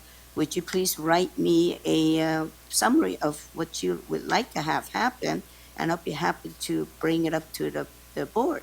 And I mentioned it to President George and Petty Bauer, and they said, yes, we could put it on an agenda item. And then I want to commend Aaron Bone for his excellent research and staff, pulling this together. So I asked Patty, is it okay to let the accounting professor know that this thing is in the pipeline? And I did convey it. She said, okay. So I mentioned it I'm going to see the accounting professor tomorrow at Golden Gate University at one of their outreach programs. He's a professor at San Francisco State, Golden Gate University, and Stanford. So it has far-reaching to all the accounting students there. So I just wanted to tell him that it's in the pipeline, and he was very happy to hear about this. Thank you. Thank you. Thank you. Any other comments from the board? Any comments from the members of the public? Okay, let's have a vote. Jose Campos, Yes. Nancy Corrigan, Yes. George Pamela, Yes. Mary Jion, Definitely yes. Dan Jacobson, Yes. Soshi Leon, Yes. Luis Molina Lopez, Yes. Corolla Nicholson, Yes. Ariel Pay, Yes. Deirdre Robinson, Yes. Katrina Salazar, Yes. Michael Savoy, Yes. and Mark Silverman. Yes. Okay, motion carries. Thank you. That concludes my report. Thank you very much. Okay, we're going to move on to the next item, which is item 14, officer elections. Each year, the CBA elects a CBA president, vice president, and secretary treasurer. The CBA officer elections will be held in the following order: secretary treasurer, vice president, and president. Attachments 1 through 3 are statements or qualifications from CBA members Mark Silverman, seeking to serve as CBA secretary treasurer, Michael Savoy, CPA, seeking to serve as CBA vice president, and Nancy Corrigan, CPA, seeking to serve as CBA president. Prior to the leadership position vote, members that have not previously submitted a statement of qualifications will have an opportunity to express interest in the position, and all candidates will be given up to 5 minutes of floor time to describe why they are qualified for the position. Once all candidates are identified for the position and they have been provided the opportunity to address the CBA, a vote will be taken for each candidate, starting in alphabetical order by the candidate's last name. The first nominee to receive a majority vote will win the officer position. The newly elected president, vice president, and secretary-treasurer will assume their respective offices at the conclusion of the meeting and will serve one-year terms. At this time, Mark Silverman has submitted a statement of qualifications for the secretary-treasurer position. I would like to open the floor and see if there's any additional members that would like to serve in this position. Candidates will be given up to 5 minutes of floor time to describe why they're qualified for this position.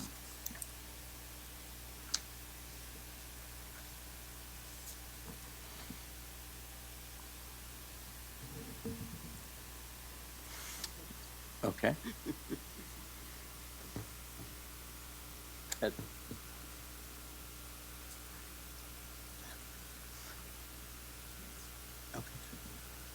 Mr. Silverman, would you like any time on the floor? I think my, We can't hear Mr. Silverman because of the microphone. sorry, Mr. Campos. I hope that my attachment one, expression of interest in serving, describes both my experience as well as my desire to serve the board as secretary-treasurer. I served in that role last year, and I've had the pleasure of serving as vice president this year. I believe this is my 6th year on the board, so I've had some time to learn about it, and I am excited to offer my nomination to serve as secretary-treasurer. Okay, thank you. Would any members like to make a motion? I move to elect Mr. Silverman as secretary-treasurer. I second that. Okay. Any additional comments from board members? Members of the public? I'll call for a vote. Mark Silverman, Yes. Michael Savoy, Yes. Katrina Salazar, Yes. Deirdre Robinson, Yes. Ariel Pay, Yes. Corolla Nicholson, Yes. Luz Molina Lopez, Yes. Soshi Leon, Yes. Dan Jacobson, Yes. Mary Jiang, Yes. George Familet, Yes. Nancy Corrigan, Yes. and Jose Campos. Yes. Motion carries. Okay. Let me just express my thanks to the board. Yes. Congratulations, Mr. Silverman. At this time, Michael Savoy, CPA, has submitted a statement of qualifications for vice president. I would like to open the floor and see if additional members would like to serve in this position. Candidates will be given up to 5 minutes of floor time to describe why they are qualified for this position.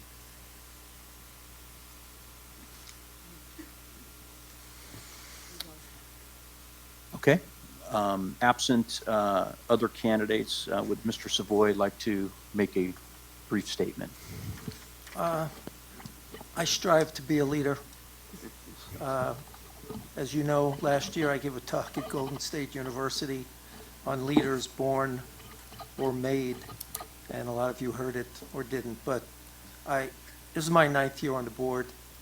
I appreciate everyone that's on the board, and it's my way of giving back the 46 years in public accounting that has been so good to me. So I appreciate your consideration. Okay. Thank you. Would any member like to make a motion? So moved. Okay. Second. And second, we have a second, okay. Any comments, further comments from board members?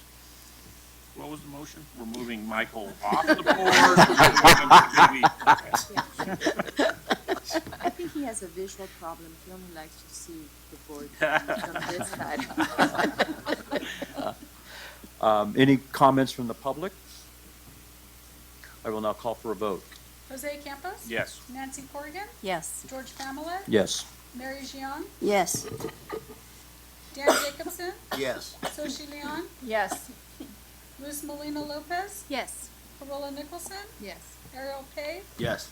Deirdre Robinson, Yes. Katrina Salazar, Yes. Michael Savoy, Why not?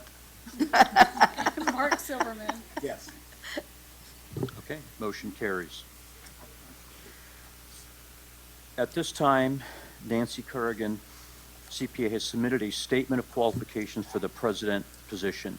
I would like to open the floor and see if additional members would like to serve in this position. Candidates will be given up to 5 minutes of floor time to describe why they are qualified for this position.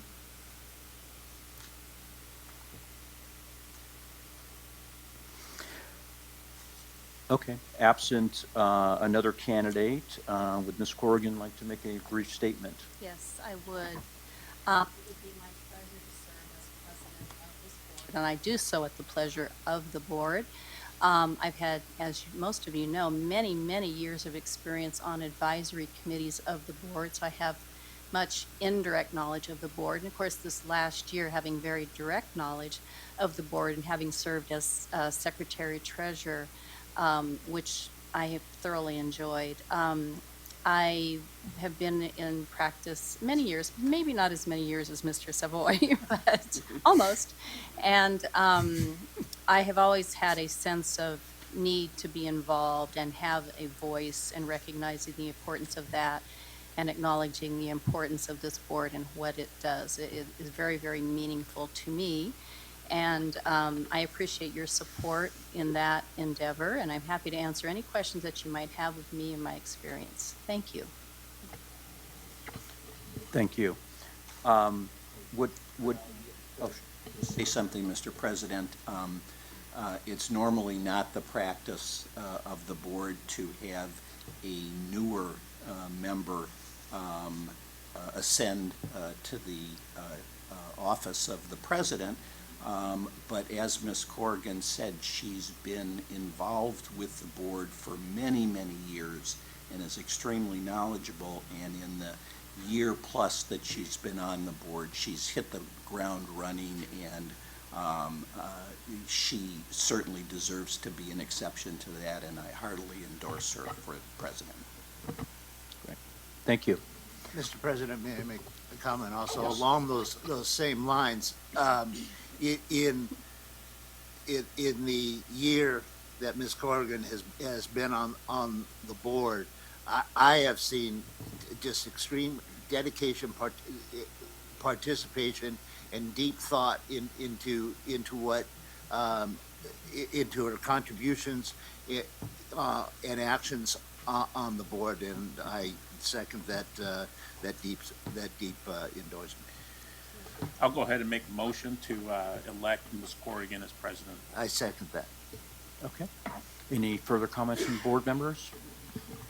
Comments from the members of public? I'll call for a vote. Mark Silverman, Yes. Michael Savoy. Yes. Katrina Salazar, Yes. Deirdre Robinson, Yes. Ariel Pay, Yes. Corolla Nicholson, Yes. Luz Molina Lopez, Yes. Soshi Leon, Yes. Dan Jacobson, Yes. Mary Jiang, Yes. George Pamela, Yes. Nancy Corrigan, Yes. and Jose Campos. Yes. Okay, motion carries. Congratulations. All right.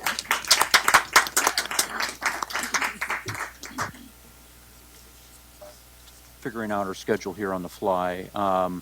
We're going to have the board members come back at 1 for a closed session, and then the public will come back at 1:30 at time certain, and we're going to continue to make our progress on our agenda today. Could I make a suggestion? Sure. Just because don't we need setup time between 1:30 for judge and court reporter? That tends to take time. If we're going to do closed session, I would say let's do it now for 20, 30 minutes and then go to lunch, and then allow for an appropriate break for people to set up. Everybody, okay? I'm fine with that as well. Okay, this concludes.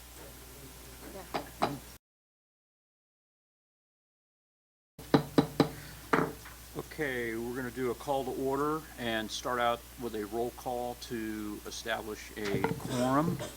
Starting on my right. Jose Campos? Michael Savoy. Mark Silverman. Nancy Corrigan. Dan Jacobson. Mary Jiang. Carola Nicholson. Deirdre Robinson. Katrina Salazar. Luz Molina Lopez. Okay, I believe we have a quorum established.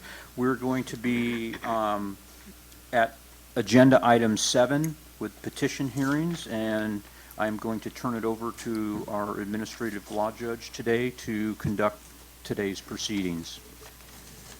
Good morning. My name is Timothy Aspinwall, Administrative Law Judge. I am here to sit with the board and for purposes of presiding at the petition hearings. The record should note that we have a quorum present here, and I would like to give some instruction to the petitioners. I've spoken with them briefly before going on the record, and I can identify you. There's no need to step forward at this point. But I just want to reinforce what I said and prior to the formal session here, and that is that these proceedings in the petitions for penalty relief concern rehabilitation since any prior discipline has been imposed. This is not an opportunity to relitigate what occurred in the past, okay? And so the board looks forward to hearing what steps toward rehabilitation you have undertaken. Procedurally, the order will be as follows. The Deputy Attorney General, who is Mr. Dakar, correct? He is present and will be appearing in order to present the cases. And procedurally, Mr. Dakar will present a case summary to the board, which includes your petition package, which I will mark into evidence. Once that is done, you'll have an opportunity to testify under oath, and each of the board members will have an opportunity to question you and any witnesses you may call to testify on your behalf.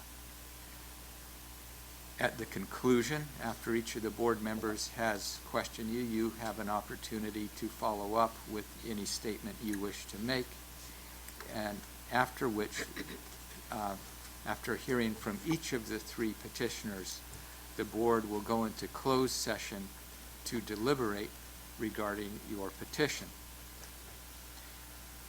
The board will not reach, or you won't receive a decision today. The board will deliberate. I will prepare a written decision, and you'll be notified of that decision once it's completed. Okay, so having discussed those preliminaries, we are ready to handle the first matter on the agenda, which is the matter of James Comstock, and that is case number SI 2020-6.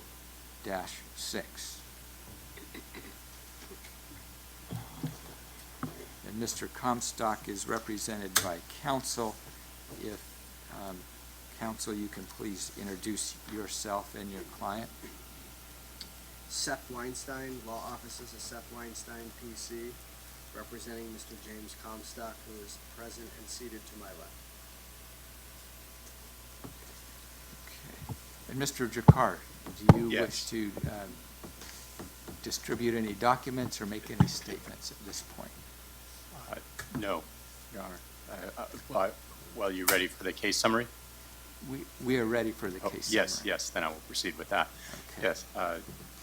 Ted Durkar, Deputy Attorney General, appearing on behalf of the people of the state of California pursuant to Business and Professions Code Section 5115 and Government Code Section 11522. The first thing I'd like to do is mark for identification and offer into evidence as Exhibit 1 the original petition packet with accompanying documents. You should all have that in front of you. The documents total 77 pages, including pages 74 through 77, which are the notices of hearing that were sent to Mr. Comstock and his attorney, Seth Weinstein. And these documents have all been sequentially date stamped and marked with JMC-PET001 through 077. Now I'll provide a brief summary of the case. Mr. Comstock received his CPA certificate in 1990. You can find that at page 72 of your petition packet. On February 26, 2014, his CPA certificate was restricted by means of a stipulated order regarding restriction of practice, and the relevant pages for that, if you wish to review it, are 70, 71, and 73. In April 2014, Mr. Comstock was convicted in state court on his plea of guilty to 2 counts of Penal Code Section 506, which in essence is fraudulent appropriation by an administrator, executor, or trustee. And there was an enhancement in this case for causing over $200,000 in damage. The underlying facts were that from 2009 to 2013, while serving as a treasurer of a nonprofit entity called ArtSplash, in a series of withdrawals, Mr. Comstock took about $219,000 from the nonprofit for his own use. He was sentenced to 3 years of formal probation. The sentence included 180 days in jail, but that jail sentence was stayed pending successful completion of his probation. He had 6 months of continuous remote alcohol monitoring and served 31 actual days in jail. And I should explain that the continuous remote alcohol monitoring related to a separate conviction that he had in July that was for conduct in May 2014, in which he crashed his car while driving under the influence. And for that incident, he was convicted on a misdemeanor charge of 1 count of driving under the influence with a blood alcohol content of 0.15% or higher. That's the legal limit is 0.08%, and so there is a statute covering more serious offense of being particularly intoxicated, 0.15% or higher. An accusation was filed against Mr. Comstock in August 2015. As noted in the accusation, Mr. Comstock did refund all the money he had taken from ArtSplash before the criminal case was made against him. In response to the accusation, he stipulated to surrender his license, and that surrender became effective on December 30th, 2015. If you wish to review that documentation, that's at pages 56 to 61 of your packet. His stipulated surrender called for him to reimburse about $1,500 in costs, which he did this July. In 2017, the IRS issued an order for indefinite suspension of his eligibility to practice as an enrolled agent. That order remains in place. In 2017, the San Diego Superior Court reduced Mr. Comstock's felony conviction to a misdemeanor and expunged it. His DUI conviction was also expunged. Mr. Comstock has presented 4 reference letters from persons in the community who have knowledge of him professionally and his work within the community. And those letters reflect the knowledge of his conviction. Mr. Comstock is a veteran of the Marine Corps.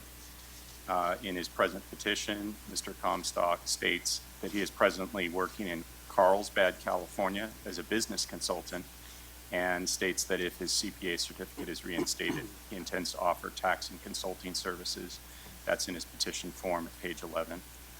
And at this juncture, I propose that Mr. Comstock and his attorney wish to make an opening statement. I'd reserve any questions till after they've done that. Okay, well, I have received the petition packet, and I have a pink copy which has the Bates numbers on it, and also the original which is not numbered. And do you have a suggestion which of those should be marked into evidence? The numbered packet, if we could move that into evidence. Okay, and the original will remain in the file. Yes, yes, Your Honor. Okay, so then the packet JMC, page 1 through 74 is marked into evidence. Actually, it's 1 through 77. Marked into evidence as Exhibit 1.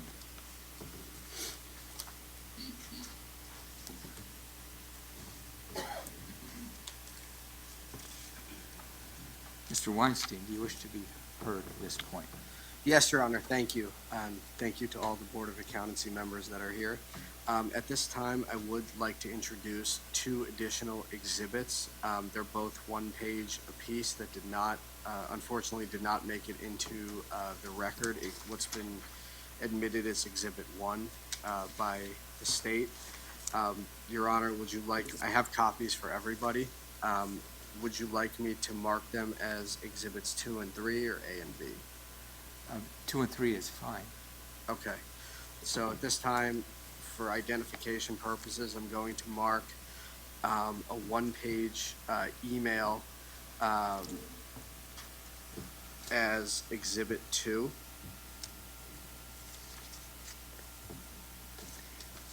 And then I'm also going to mark a 1-page exhibit that is a letter from the Board of Accountancy dated October 29th, 2019 as Exhibit 3. So I'm not sure if you want me to approach and pass them out. Please do. That'll be the quickest way. If you would just pass them around.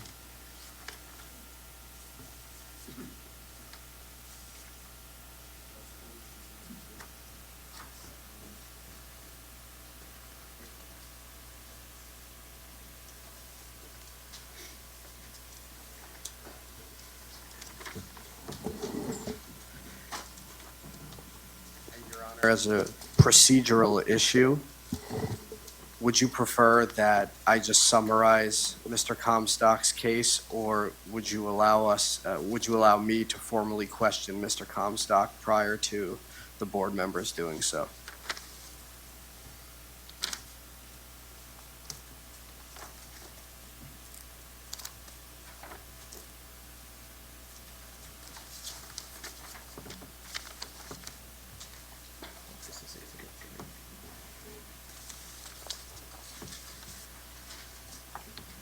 Ask that again, Mr. Weinstein.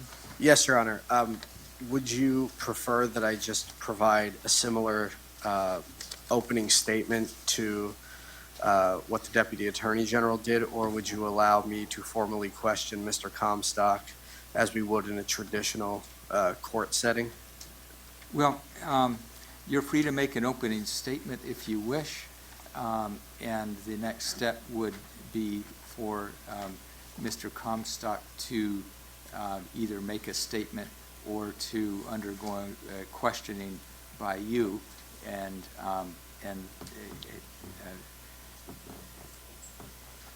then to undergo questioning by Mr. Jakar and the rest of the board members. Okay. Thank you, Your Honor. So if you wish to make an opening, feel free. Thank you, Your Honor.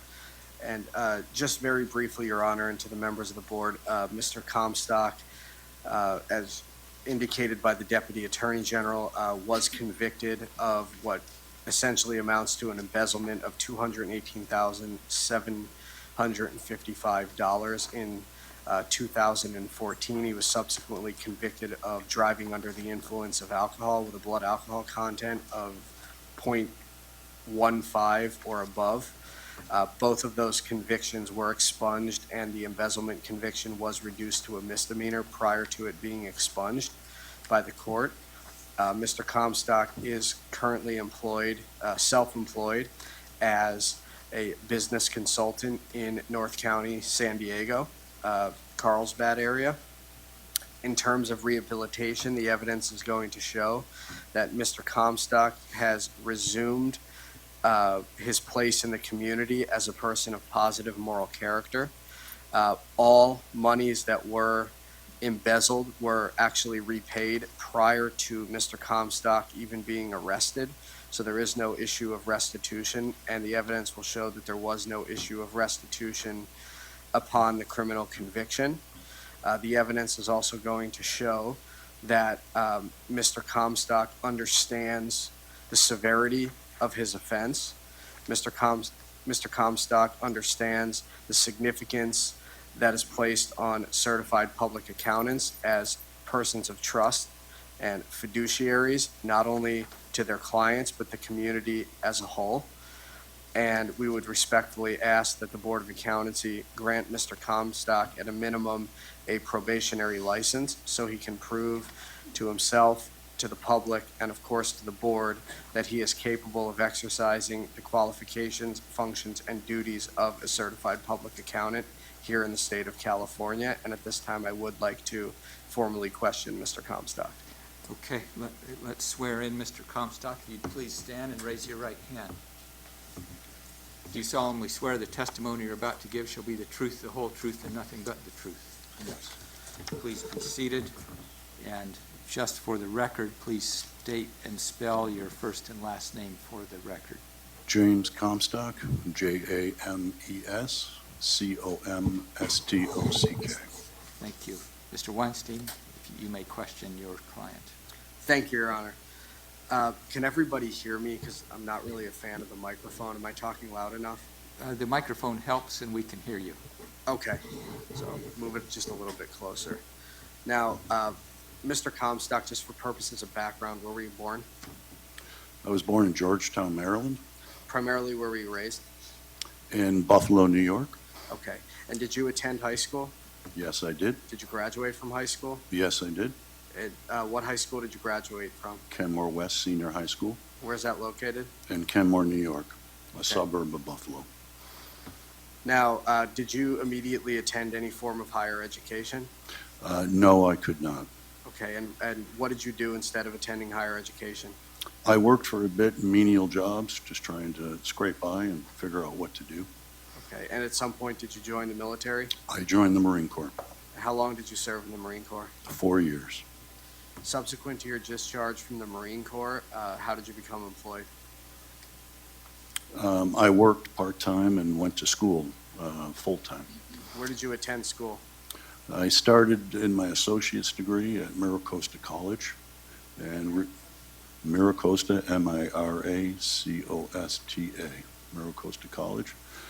And then I went on to San Diego State University and received my Bachelor's of Science. And then from there, I went on and received my state at San Diego State and got my MBA. Okay. What year did you graduate from San Diego State with your MBA? That would have been 1998. Did you receive your certified public accountant license in 1993? Yes, I did. Okay. And how did you become employed once you received your CPA license? I went to work for, back then it was a Big 8 firm. Okay. And how long did you spend at that firm? 3 years. What did you do after you terminated your employment there? I went to work for myself. Okay. And what was the name of your company? Comstock and Associates Where were they located? in Carlsbad, California. Okay. And how long were you employed there? Since 1995. Okay.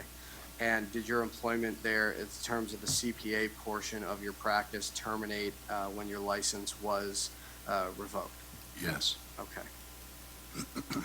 Now, let's fast forward just a little bit from 1995 to 2009.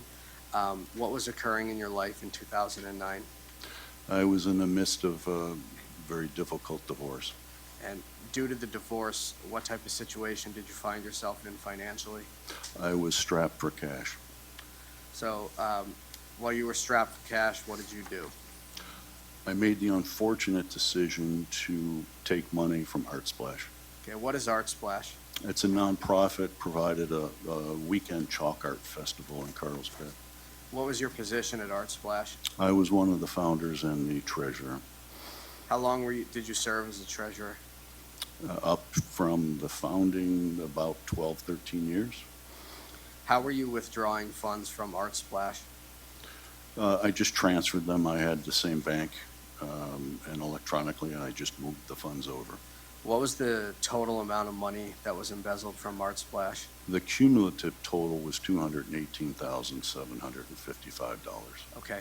Now, was all that money taken at once, or was it split into different portions? It was split into multiple different portions. And prior to you withdrawing additional funds, were earlier funds that had been withdrawn or embezzled been repaid? Yes. Okay. And did you provide a spreadsheet to the Board of Accountancy describing, in this packet, describing the amounts that were taken and the amounts that were repaid? Yes. Okay, and would that be on page 15? Yes. Okay. Now, was all of the money repaid prior to you being arrested? Yes. Okay, at what point in time did Art Splash become aware of the embezzlement? Shortly thereafter. Shortly thereafter? After I paid it back. Okay, and how did they become aware? The one board member who was checking the bank account. Okay, and did you admit to Art Splash your misconduct? Immediately. Now, do you admit that on July 14th, 2014, in the Superior Court of California, County of San Diego, in case number C341345, you were convicted of driving under the influence of alcohol? Yes, I pled Okay. guilty. And then how did that arrest come about? Lapse of judgment. Okay. And what was going on in your life at the time that you were convicted of DUI? I was still in the midst of my divorce. Okay. Now, do you admit that on April 17th, 2014, that you pleaded guilty to violating Penal Code 2 counts of violating Penal Code Section 506 with an enhancement for loss exceeding $200,000? Yes. Okay. Do you take full responsibility for both that conviction as well as your DUI conviction? Absolutely. Okay. Now, did you successfully complete your 3 years of formal probation and your other terms and conditions of that sentence? Yes. Did you successfully complete the terms and conditions of your DUI conviction? Yes, and I completed those earlier than necessary. Okay. Now, on September 22nd, 2017, were both of those cases expunged with the felony case being reduced to a misdemeanor? Yes. Okay. Now, is everything contained in this packet, what's been admitted as Exhibit 1, true and correct to the best of your knowledge? Yes. Okay. And can you describe what you would do different in the future if you had access to whether it's a client's significant sum of money or an organization's sum of money? I would never make a poor judgment and touch that money ever. I've learned my lesson. I was wrong, absolutely wrong in what I did. Now, are you aware of the board's mission to protect consumers and protect the public? Yes, I am. Okay, and how can you assure the board as well as the public that you're not at risk for embezzling funds? I've been a member of my community for 37 years in Carlsbad. This whole issue was very embarrassing. I lost some friends. I had a chance to reflect on what I did. I have never left my community. I don't plan to. I have worked with the community since then to try and rehabilitate my good name. I still help some nonprofits when they're in compliance issues, not anything to do with money. I've put 10,000 hours of community time into Carlsbad. and I have no plan to serve on any more boards. I've done my time as far as putting into the community, and I'll continue to help out because I still have a lot of nonprofits that come to me and they have minor issues, but they're not in compliance. But for them, they're big issues. And Now, in 2015, you agreed to a stipulated surrender and revoke your license, is that correct? yes, I did. Okay, and did you contest that case? No, I did not. Okay. Now, since that time, how have you been employed? I do business consulting. I have my MBA, so I can still do some consulting work. I do financial work for several clients, and I'm continuing to do that. And that's not tax work, correct? That's correct. Okay. What is the purpose of you obtaining your certified public accountant's license back? You know, I worked hard to get that CPA license. I didn't have the means to go to college out of high school, so I went in the Marine Corps. That provided me some opportunity when I got out. And I put 10 plus years into my education to become a CPA. In fact, the biggest challenge for me was my Marines. I did work for the Marine Corps, not the Marine Corps itself, but for Marines on the Marine Corps base. And when this issue came to light, they pulled everything from me. And in the Marine Corps, there's a thing called Semper Fi, always faithful. And it was very damaging to me to lose that, that faith of my fellow Marines. So. Okay. And aside from, well, let me strike that. I also want to direct your attention to what I've marked as Exhibit 2, which is an email dated August 19th, 2019. Can you describe this document for the board? This was a response on me passing that professional ethics for CPAs. They call it PETHOL 18 exam. A very grueling ethics process. So I took it upon myself to take that. 16 hours of CPE credit came with that. Unfortunately, they didn't send me a certificate. They said they send it electronically to the board. So I didn't include it in my packet, but I included this because it shows that I had passed that exam. Now, included, Your Honor, at this time, I'd ask to admit Exhibit 2 into evidence. Any objection? No, Your Honor. Exhibits, any objection to Exhibit 3?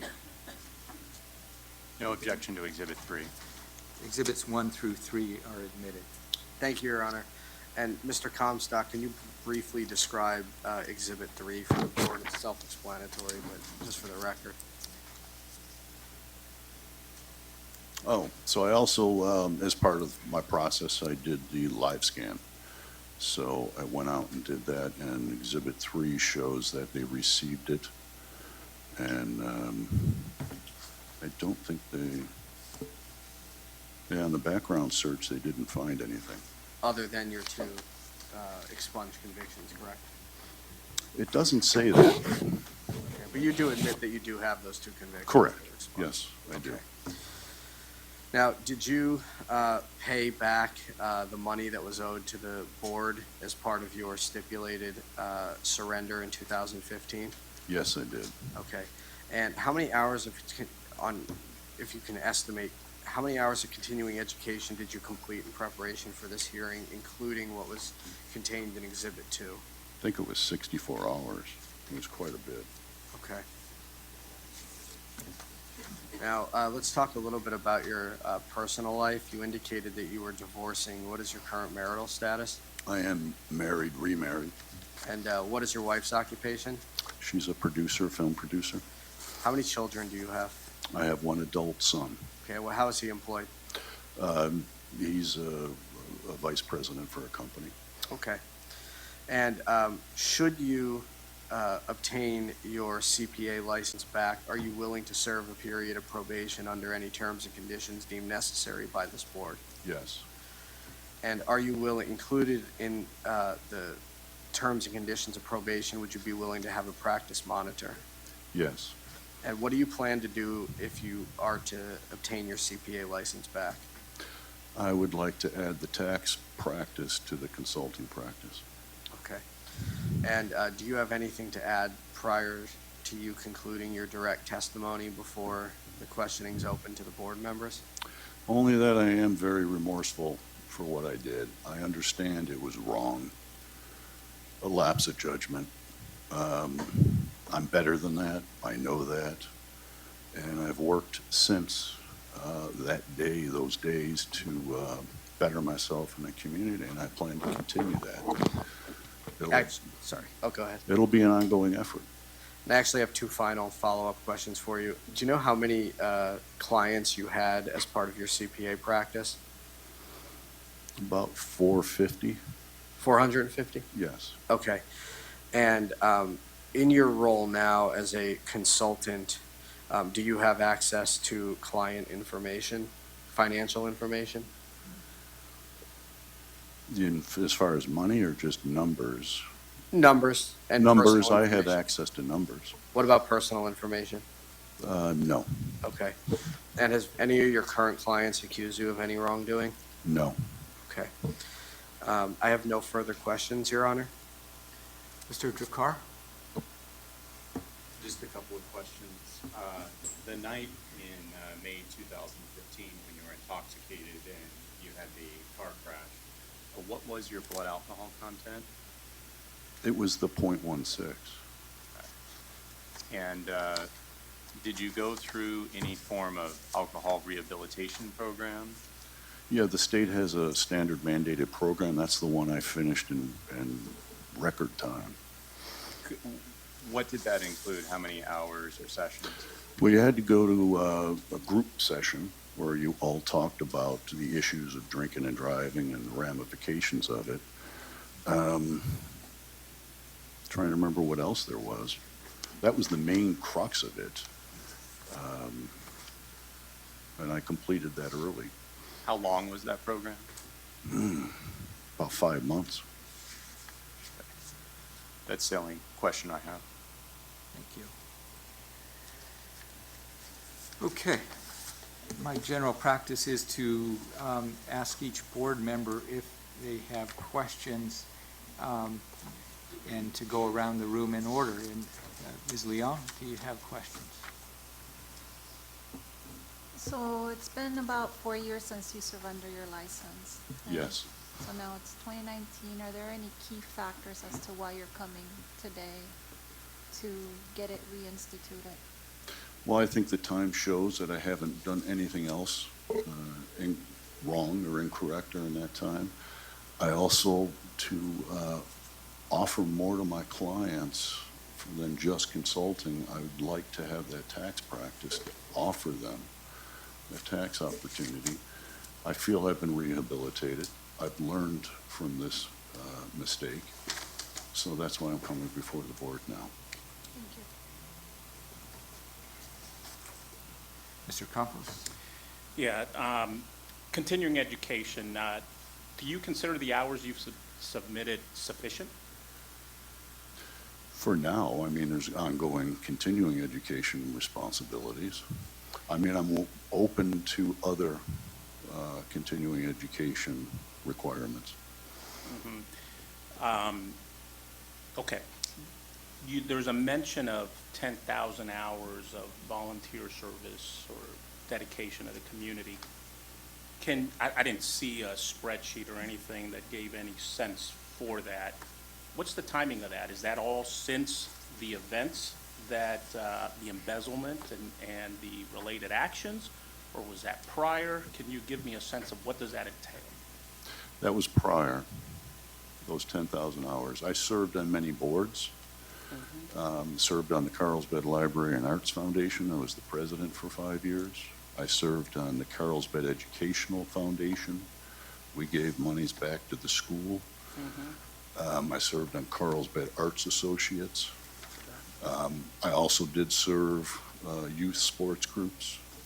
I didn't just coach my son. I also was on the board trying to And I always tried to make each board better, because I always have good people with good hearts, but they're not really business savvy people. And I always brought that to the table to try and get them focused on long-term. So what have you done since the events?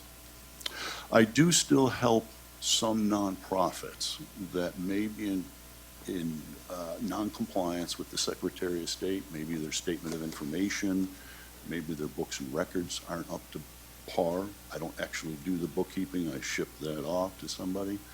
So I help to get them reinstated. Just to clarify, is that part of your business consultancy practice, or is that a volunteer activity? Volunteer activity. I don't charge. It's pro bono. But you have not counted those volunteer hours as part of activities? Not part of the 10,000, no. So rehabilitation, I hear the words. Give me a little more context for,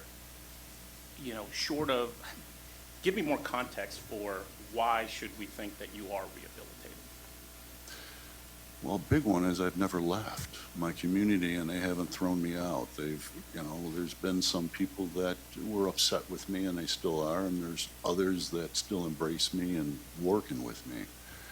And so if I was still doing wrong, my community wouldn't have me. It's a very tight-knit community. It's very close-knit. I work with people all the time. I explain if they ask me what happened, because I do get questions from time to time, and I answer them completely, truthfully, honestly. And I talk about going forward, who I am and what I am. I'm a person in my community, dedicated to it, willing to stay there, and not going to make a mistake like I did. That was a grave mistake. Okay, and you're permanently barred or suspended from before the IRS? Or Correct. Have you tried to do anything to remove that suspension? No, not yet. I was working on my CPA first. Okay, and my last question, in the spreadsheet with respect to all the funds movements, the word borrow is in there, and I probably need to find the page number that is on. But it says total borrowed. When was that spreadsheet prepared for purposes of this packet? I prepared that and gave that to Art Splash. This was prior to all the criminal? Correct. Okay. So They it's the used original they spreadsheet. used this as their guide. Okay, thank you. Mr. Pei? No questions, Your Honor. Mr. Savoy?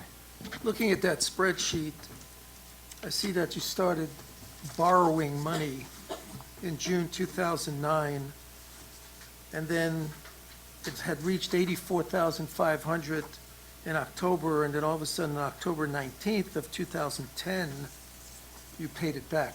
Correct. Did you pay back what happened to the money, and then how were you able to pay it back at that point in time? I sold assets. And I didn't borrow money. I embezzled money. Borrow is not the correct term. And then you continued to embezzle money, starting 2 weeks later, after you have first paid it back. And then it went from 2010 all the way to 2012, when you started repaying the embezzled funds again. Were you selling assets again? I did again in 2013, yes. So you never thought of selling assets before you started embezzling? Some of those assets were not liquid at the time. Thank you. No.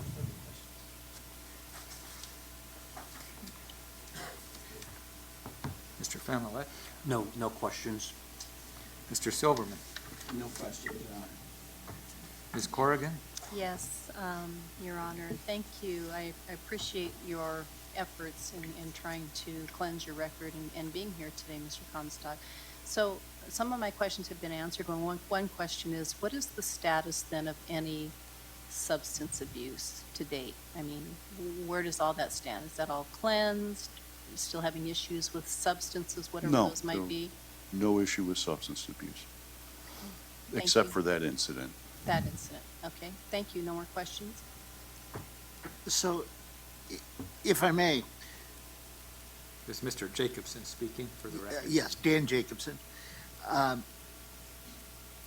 Why did you take the money?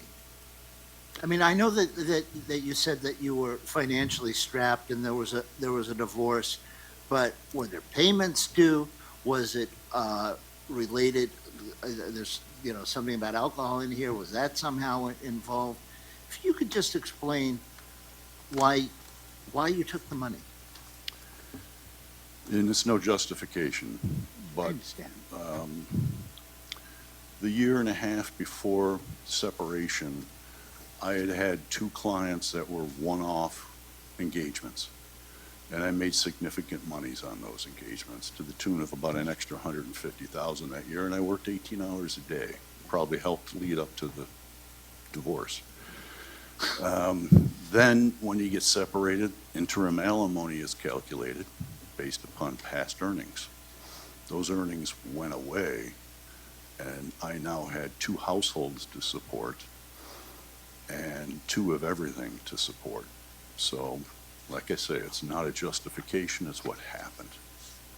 So, am I correct in saying that it was the financial burdens that were basically court ordered? Correct. That caused you to have to take, not have to, but that caused you to take the money? Yes.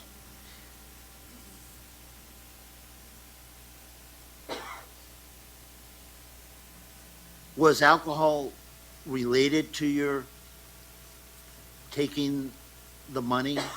No. Thank you very much. Ms. Young? Yes. You mentioned that your practice, I guess, before all these events, you had about 450 clients. Yes. So right now, you don't have your license back yet. You do consulting, but you don't have any tax clients at this point? No. So you would need to rebuild your own tax practice then? Yes, and I can. There's people that will wait for me if I get my CPA and come back. Okay, thank you. Ms. Nicholson? Thank you. Can you explain to us a little bit more of what your current workload and consulting services are for your clients? Specifically what I do for them? Okay. I have people that want to start up their business. I help them with designing the business, what type of entity to be, entity selection, help them with the business plan. I'll recommend them to an attorney to draft certain documents. I'm big on being prepared up front. And I'll take them all the way, cradle to grave, if you will. I also do post-death trust administration. I don't touch money. I just help with the process. For instance, an engagement I have right now is I helped Dad with his divorce. Took 6 years to get through his divorce, which I also do now, divorce planning. And then he passed away, and I've got 20-somethings, 4 of them, that inherited $7 million. So before he died, he wanted me to educate them. So we meet once a week and go over issues. 1 week could be insurance, one can be reading the financials, whatever the issues are coming up, so that I can help them understand what they've inherited. So I do quite a bit of that. I don't do the accounting work. I never did. I did do, the attestation, the compilation review audits. I got certified for that back when you had to do all your steps. I don't do any of that. I didn't after I got certified. So I have a good workload. It keeps me busy. I'm making a living. I'm not making what I was making when I had the CPA. Ms. Robinson, I have no questions, thank you. Ms. Salazar, No questions, thank you. Ms. Molina Lopez. Thank you. I would like to go back to that page PET 15, where it is written down on there, the word borrowed. And I just want to understand, at one point, you felt that the activities you were doing, which you have now clarified were clearly embezzlement, you were considering them, that you were borrowing money? Borrowed was the wrong term to use. Why was it used here? I don't know. Did you prepare this work? I did, And it was for the benefit of the Art Splash Company? yes. Okay. I gave them the roadmap to everything that had happened. I also wanted to point out on the sentencing transcript on page PET 28, I believe it's a line number 18 and 19. It says, "Do not become employed or a treasurer for a nonprofit or nonprofit organization." Yes. Do you have any plans? First, I don't understand, is this a lifetime ban? No, that was just during the terms of probation. Okay. But I have no plans to go back and be on a board in that capacity again. I will help the board in compliance issues, but I have no desire to be on another board. I put 10,000 hours into those boards, and boards are always fun and challenging, and so that time has passed. Okay. Can you please help me understand a little bit more the type of client that you will be performing tax services for, should you get your CPA license reinstated? My preferred clients are individuals that own businesses, because I can do more for them. And I've had clients in some cases that may have owned 70 businesses and then own personal business. So that's my preferred client because of what I can offer, in addition to business plan, financial plans, and things of that nature. Do you envision getting back to the level of managing 450 clients as you did before? Well, I've grown my other side of the practice on the financial consulting side, so I may be more selective if I have that opportunity. I might be able to, because I have grown I'm doing work. I have new clients, obviously not on the tax side, but on the consulting side, and so I'd have to manage that. Okay. And my last question, you mentioned that nonprofits go to you for consulting services. Are these organizations aware of your previous criminal history? Yes, they are. How are they aware? Excuse me? How do they become aware of it? Just from general knowledge in the community. And then they'll come in and ask me, and I will tell them. Mm-hmm. Thank you. Thank No you. more questions. Mr. Jakar, do you have any follow-up questions? No follow-up question. Does any other of the members have follow-up questions? Mr. Jacobson. Your Honor, Dan Jacobson. How do you know that you have put in 10,000 hours of work on nonprofit boards? I went back and calculated it at one point in time. So it's an approximation? It's probably lower than the actual. I put a lot of time into nonprofits, and Thank I you. enjoyed them. Any other members have follow-up questions? Mr. Weinstein.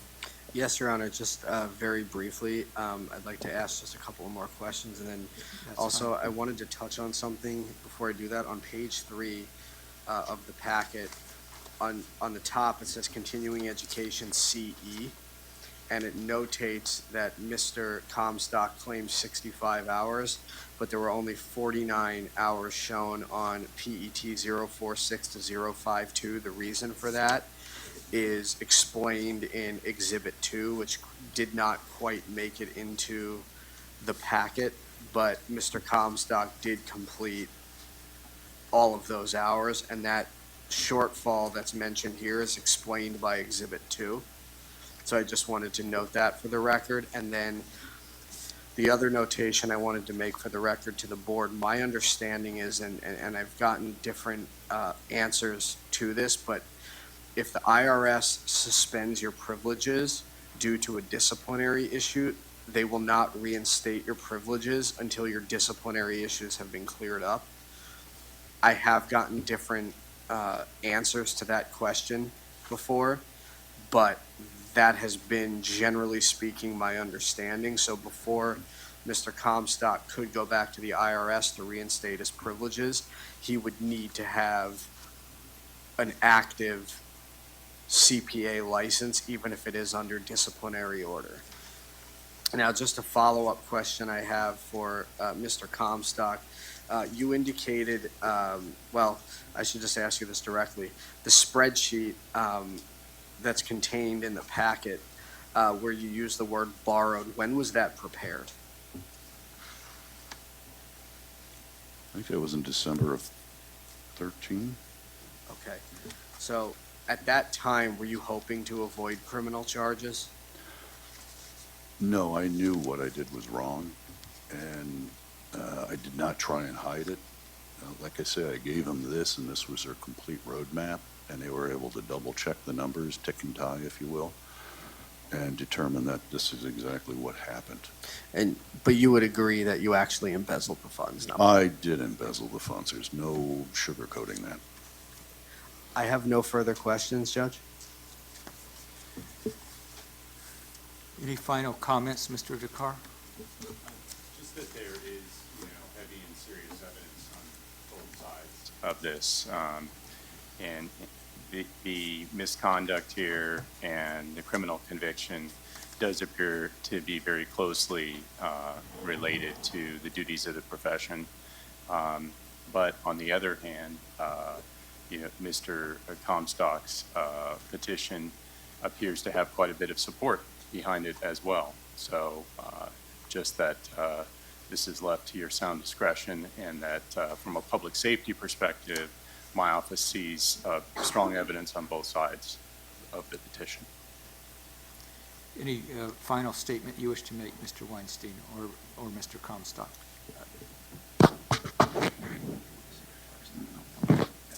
So, Your Honor, I would just briefly like to make a very brief closing argument that obviously Mr. Comstock is humbled by the misconduct that he committed, not only for the embezzlement, which is extremely egregious, and he admits that, but also for the driving under the influence of alcohol conviction. We have an individual here that clearly does, by a clear and convincing standard, meet the criteria for rehabilitation that is published by the Board of Accountancy in their disciplinary guideline manual. Number one, Mr. Comstock has taken complete responsibility for his actions. The victim in this case was repaid. Actually, the victim, as I said earlier, was repaid prior to Mr. Comstock even being arrested by the Carlsbad Police Department. Mr. Comstock takes full responsibility for everything that he did, and also mentioned in the disciplinary guidelines is the fact that that he successfully completed probation, the convictions, both of which were expunged, and the embezzlement conviction was reduced to a misdemeanor prior to being expunged. So that does show that the Superior Court did find rehabilitation for Mr. Comstock, despite at the time having a felony conviction and losing his CPA license. Mr. Comstock didn't just sit around and do nothing. He did find another business that he could get into and build up that business. Mr. Comstock has excellent letters of recommendation. He has complied with all other terms and conditions that would be required by the California Board of Accountancy, namely the continuing education requirement, the live scan fingerprinting, this application, as well as payment of the enforcement costs from the prior case. Mr. Comstock understands the duties, functions, and qualifications that are required by a certified public accountant. Mr. Comstock is willing to, of course, be placed on the board's probation program, and that includes, if necessary, a practice monitor. And Mr. Comstock just ultimately desires that second chance to prove to everybody here, as well as to himself and the state of California, that he is a rehabilitated individual, and does seek, of course, that certified public accountant license, so he can do that and furthermore finish what he started in accomplishing his goals. Thank you so much for your consideration, and I know Mr. Comstock appreciates it as well. Thank you. That concludes the petition hearing in this matter. The case is submitted and the record is closed.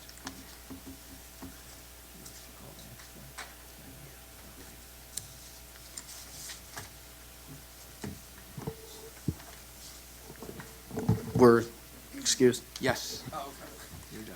I don't know if there was is there a reporter's transcript or? She will give you a form by which you can order a transcript. Right. Okay, the next matter on the agenda is the petition for reinstatement submitted by Carmen Denise Mosley. That is case number SI-2020-12. Ms. Mosley, if you'd please step forward.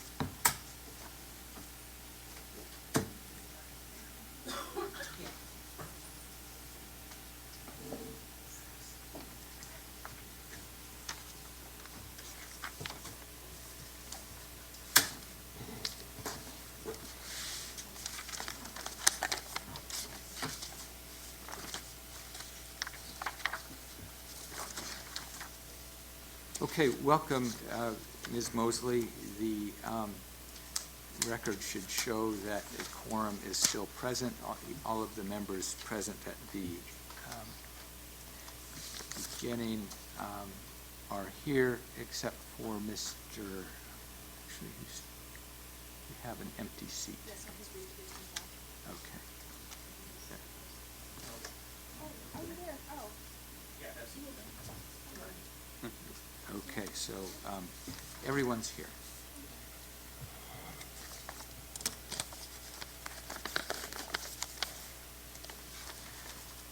And Ms. Mosley, you recall my comments and instructions before we began with Mr. Comstock, that what the board is most interested in is your rehabilitation, and not in relitigating the past. And as you know, before you have a chance to speak, Mr. Jakar will introduce the case. Mr. Jakar, please proceed. Yeah. Good afternoon again. Ted Durkar, Deputy Attorney General, appearing on behalf of the people of the state of California pursuant to Business and Professions Code, Section 5115, and Government Code, Section 11522. I'd like to start by first marking for identification and offering into evidence as Exhibit 1 the petition packet and accompanying documents that you all should have before you. Specifically, the pages marked sequentially as CDM-PET 001 through 61. The pages 60 and 61 are the notice of hearing in this matter. That is marked and received into evidence. All right. As Exhibit 1. I'll provide a summary of the case then. Ms. Mosley was first licensed as a CPA in 1998. In May 2014, Ms. Mosley was convicted by a jury in federal court on one count of conspiracy to commit wire fraud and 2 counts of bank fraud based upon conduct that occurred in 2006 to 2007 when she obtained mortgage loans for clients using fraudulent financial information. She was sentenced to serve 57 months in prison and to pay $1,172,000 in restitution. An accusation was filed against her in June 2015. She did not respond, and a default decision and order revoked her personal and corporate accountancy licenses effective October 25th, 2015. Ms. Mosley's petition indicates that she was in prison following that conviction from October 2015 to July 2017. That's page 7 in your materials. In July 2019, she was granted early termination from supervised release due in part, it appears, to serious chronic health problems involving renal disease and dialysis. That's at pages PET 14 to 15. Her petition indicates that she currently is not working and is subsisting on Social Security disability benefits. She is paying $25 a month towards her restitution obligation of $1.172 million. And since her sentence, she has paid about $19,000 in restitution. In 2017, she completed some form of a substance abuse program that's in the materials. It does not appear that she has completed any continuing education courses. She received a citation in 2013, and I believe that citation was related to, I believe it was related to my notes are incomplete about that. Let me circle around to that later. I'll make sure that gets in the record. In her petition, Ms. Mosley states that she intends to provide tax services and tax solutions in the Los Angeles area if she is reinstated. And that concludes my summary of the case. Thank you. Ms. Mosley, this will be your opportunity to testify, to make a statement under oath. And if you will please stand and raise your right hand. Do you solemnly swear the testimony you're about to give shall be the truth, the whole truth, and nothing but the truth? I do. Please be seated and state and spell your first and last name for the record, please. Carmen Mosley, C-A-R-M-E-N, M-O-S-L-E-Y. Thank you. Please proceed with any statement you wish to make. Okay. As it was presented, I was convicted of fraud and a felony. I have a felony count on my record. I served 36 months in prison for the fraud, and I did a year and a half of probation, and I was released from early probation. I was released from probation early due to my medical issues, and also completion of a substantial amount of my probation requirements. I can read from here? You may read, but just let me tell you that the board members have a copy of Exhibit 1. Okay. And so reading from it is probably not the best use of your time, Okay. because the board members have already read it or will do so. Okay. I am here today to ask for reinstatement of my CPA license. I've obtained my license back in 1998. I started doing accounting when I was 16, right out of high school. And this is what I've been doing all my life. I realized that the crime that I committed was, very remorseful for the crime that I committed, and I understand that the substantiality of it. I did do my time in prison, and during that time, I humbled myself. I learned more about ethics, discipline, the honesty, and also how it affected the board and as well as my family, friends, and community. And I am here asking for a second chance to get my CPA license back so that I can prove to the community as well as the board, my family, myself, that I am able to do this. I have done this for several years with no problems, and no criminal problems, I had 2 disciplinary actions, as you had mentioned, actually. One was administrative, believe not filing a document in time, and this was back in 2013. I'm sorry, I'm nervous. Currently, I am on dialysis. I'm waiting for a kidney transplant. I believe in second chances, and basically I'm here today to ask for that second chance. I don't want to repeat anything that's in the documentation. Again, I have not completed any CPE, any continuing education, because I've been working on rehabilitating myself from my drug and alcohol addiction that I've suffered in the past. And I have lived a sober life, drug-free life, since I've been out of prison. And basically I'm here to request a second chance and ask for even a probationary period to get my license back. Thank you. Mr. Jakar, do you have any questions to me? Yes, I do. Ms. Mosley, if you could turn to page 22 of the packet. There's a certificate of achievement there that appears to describe completion of a drug and alcohol program in 2017. Is that correct? Yes, it is. And could you describe that drug and alcohol program? While in prison, I did a drug and alcohol program. It's called the RDAP program. It was a 2-year program. No, I'm sorry. It was a 1-year program while in prison, and then it was another additional year after prison. And that program, it taught us cognitive skills, made us really address why we did what we did, in addition to ridding us of the drugs and alcohol, how we got here in the first place.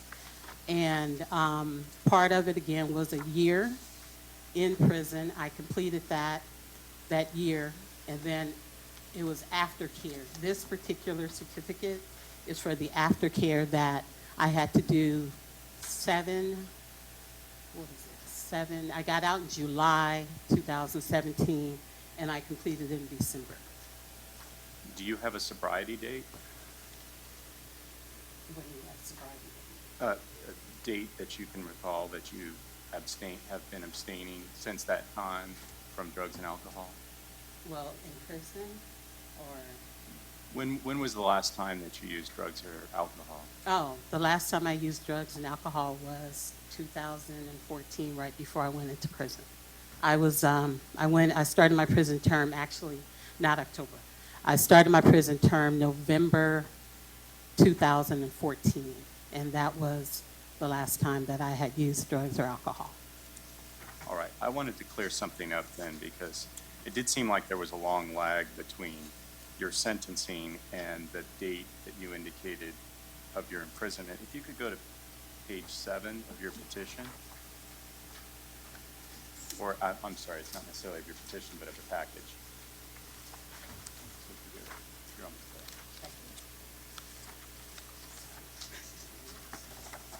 If you don't mind, I'll point to what I have a question about. If you look in the second table here on page 7, it looks like you said imprisonment was from October 2015 to July 2017. What was the total range of time that you were in prison? The total range of time I was in prison was 37 months, from November 2014. And that's an error. All right, and do you have a sponsor in any form of drug or alcohol program at this time? No, I don't. That would be Sherry Vivella, who issued the certificate of the TDAT, and once I completed that, the program was over. When was the last time that you practiced accounting? The last time I practiced accounting officially was November 2013.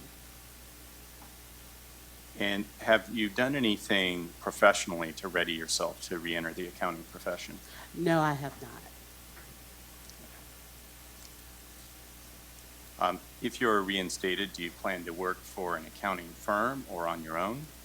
If I am reinstated, I plan on working for an accounting firm, preferably in the tax department or accounting department the other things that I would like to do, I have my master's. I went back to school to get my master's. And I want to teach accounting, and I would like my designation to go with that so that I can get a job teaching maybe college level accounting. Do you have any clientele at this time? No, I don't. Those are all the questions I have at this time.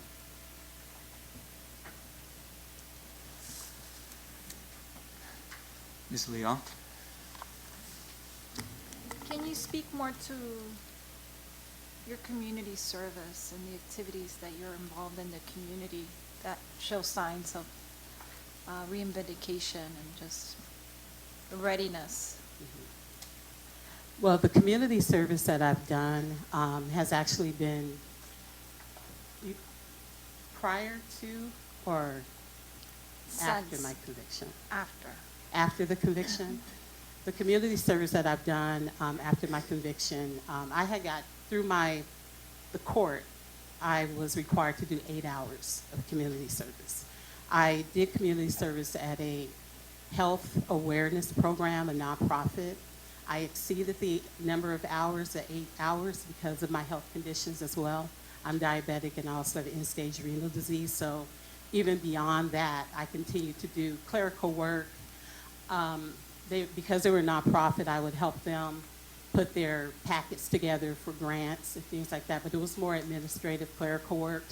And we would also go out to the community, make the community aware of diabetes. And I put in, again, I did the minimum requirement for the court, but I exceeded that. I continue to do it, and I continue to do it today. I just don't get the paper signed off because it's not required by the court. So, but it is something that I continue to do. And what we do basically is serve, and I do presentations and things like that, more related to my health issues to help other people, you know, be aware of the issues and how drugs affect, you know, your health issues and things like that as well. No further questions at this time. Mr. Campos? Thank you. Help me understand why you have not invested time in more continuing education if returning to the profession is something you want to do.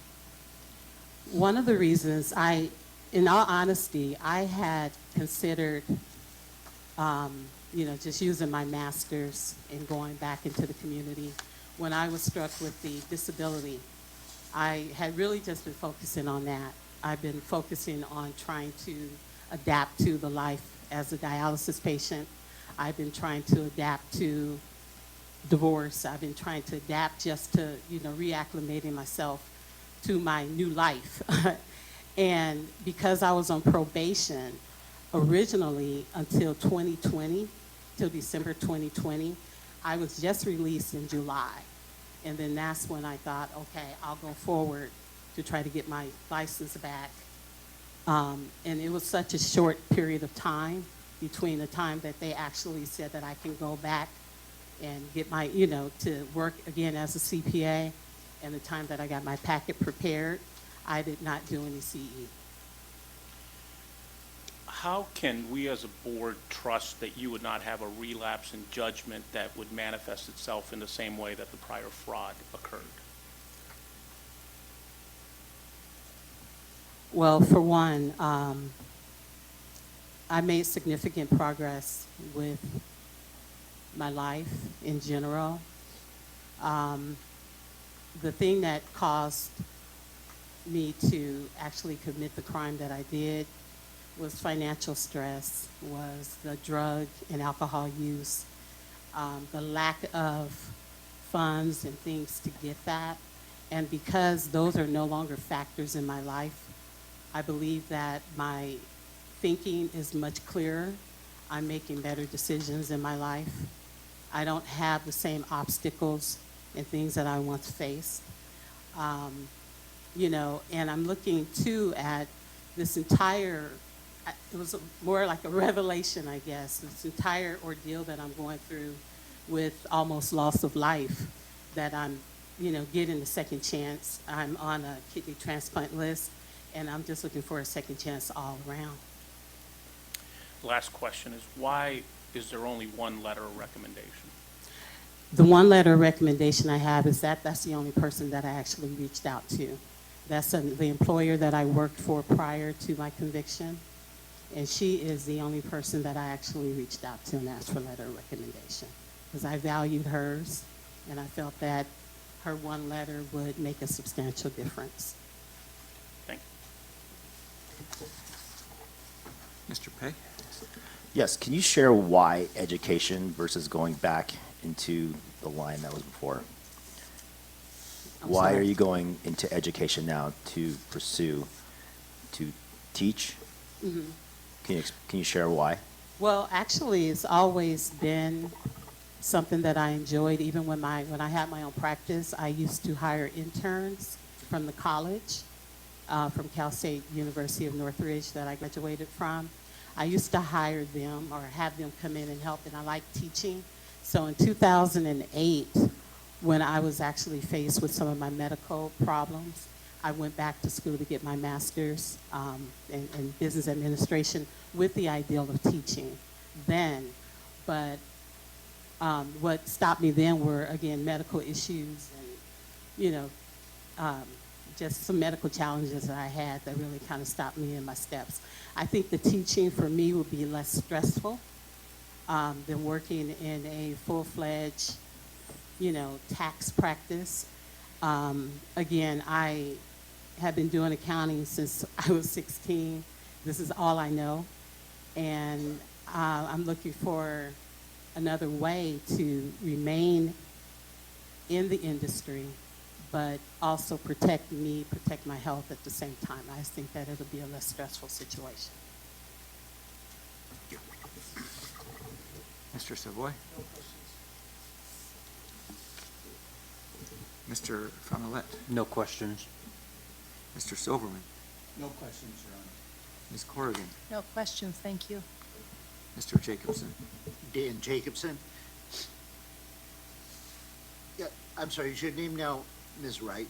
Yes, it is. And that says, is that, you're not married now, is that? It's actually a long story. I did get married, and then during my imprisonment, he became estranged, so I'm currently going through a divorce. But I had to go through the legal name change to go back to the maiden change. So, but right now your name is Ms. Wright? Yes. Okay, I'm fine. I just don't want to call you by the incorrect name. Ms. Wright, did drugs or alcohol or both have any, I think you said that that those things had some causal effect in your committing your crime. Did I hear you correctly? Yes, you did. What was that causal effect? The causal effect, basically I was addicted to opioids and alcohol. And part of, during the time that the crime was committed, it was for additional funds to support my habit. And also, my then husband was unemployed, so it was a financial strain as well. And then, it was just that constant, I guess, merry-go-round of being high on drugs, high on alcohol, bad judgment calls. Thank you. You also said that you have learned about, well, let me ask you this. Have you learned about ethics or morality since your conviction? Yes, I have. And have you learned how that and what you had done before relates to your community and your family? Absolutely. What have you learned in that regard? Well, one of the things that I've learned, when I was in my addiction and doing the things that I was doing, living that particular lifestyle, nothing around me mattered. I was just focused on me, very selfish. But once I actually went through the trials, I went through the tribulations, and I was separated from my family and going through the imprisonment. Prison, it changes you and it humbles you. the program was not just about stopping, but it actually lets you identify, you know, who you are and what you've done and why you've done it.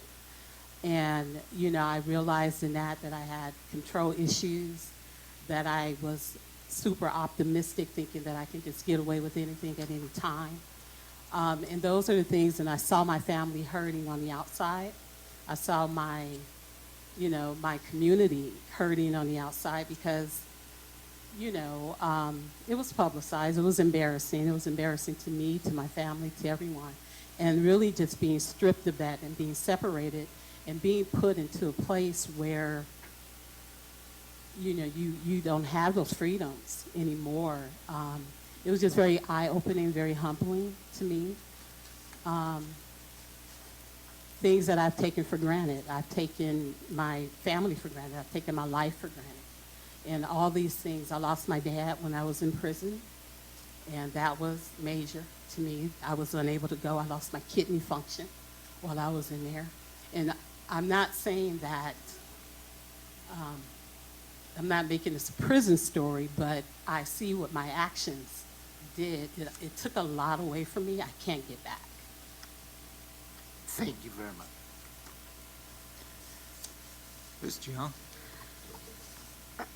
You mentioned that you have your MBA, so you're interested in maybe going to college to teach, is that accounting or something of that nature? Yes. So, and right now you mentioned you haven't done any CE because you haven't gotten your license reinstated. Are you have an intent to go back into some sort of accounting or do taxes, or are you more interested in going the academic route? I'm interested in both. The MBA was, again, kind of a backup plan for me when I found out that I was having health issues. But ideally, I would like to go back and practice in the tax department. The job that I had prior to going to prison, I worked as a tax manager for a CPA firm that we only did nonprofit accounting, and I would like to go back into that industry, doing taxes for nonprofit organizations, but working under another CPA firm. Okay, and I guess the fraudulent crime that you did mention about helping some clients or family member get mortgage loan that they were not entitled to? I'm sorry, will you repeat that? I was trying to understand what was the mortgage type fraud activity did you get? I was presented with fraudulent tax documents, and I prepared tax returns based on that fraudulent information, knowing that the information was fraudulent. It was for an individual. Okay, so that was fraudulent tax return that you prepared? Yes. Wasn't you trying to help somebody get fraudulent loans? To get a mortgage, correct. Oh, to get a mortgage, Mm-hmm. okay. Thank you, that's it. Ms. Nicholson? No questions? Ms. Robinson? I just have a question. Can you share how you happen to get addicted on opioids?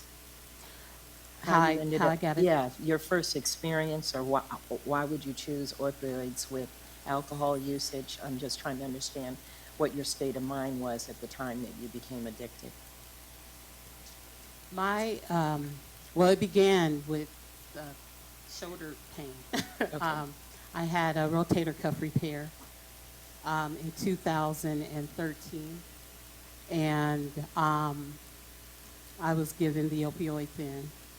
And I was also presented in 2012, I believe, is when I was first, when the FBI first came to me.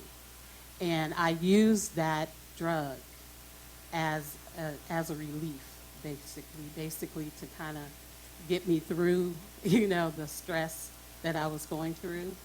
Being under investigation, that I was going through.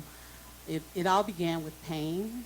Am I Yeah, answering it? I think you are. You're getting to a point. Yeah, it began with medical pain. Okay. It was a prescription that was given to me to help with my rotator cuff repair, and I abused it.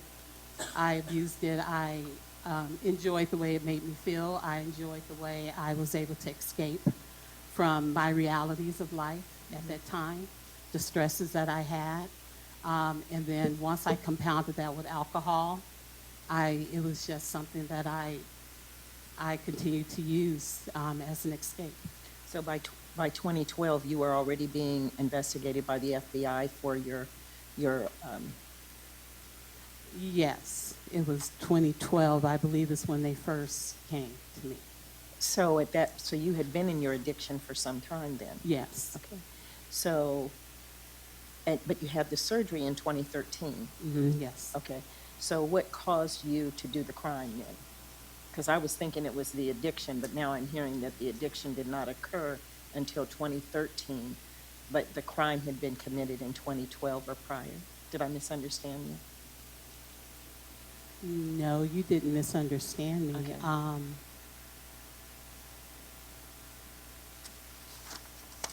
I actually began taking opioids prior to that, back in 2006. Okay. Is when I didn't call it an addiction then. I didn't see that as an addiction. So you started taking opioids was it for the shoulder cuff? What was it for? Well, I mean, I was taking opioids prior to that, but I mean, I just didn't feel that I was addicted to the drug until... Was that your same choice of drug? Did you ever change? I don't know anything about opioids, but did you go from opioid A to opioid B? No, it was constantly It was opioids. constantly. So once you were introduced to opioids, that was That was my drug of choice. And you did it for pain prior to that point in time? Yes, my first introduction to opioids was back in 2006. Okay. And it was done through a physician Through a that gave you? physician, yes. And then you became ultimately addicted? Yes, I went back to the drug back in 2012. I was like often, I mean, I guess I was in denial of the addiction. Okay. And I added the alcohol to it in 2013, but I had been taking opioids since 2006 when they first discovered that I had kidney problems with kidney pain. And it was just a drug that I had continued to go back and forth on. Okay. And then you committed that act?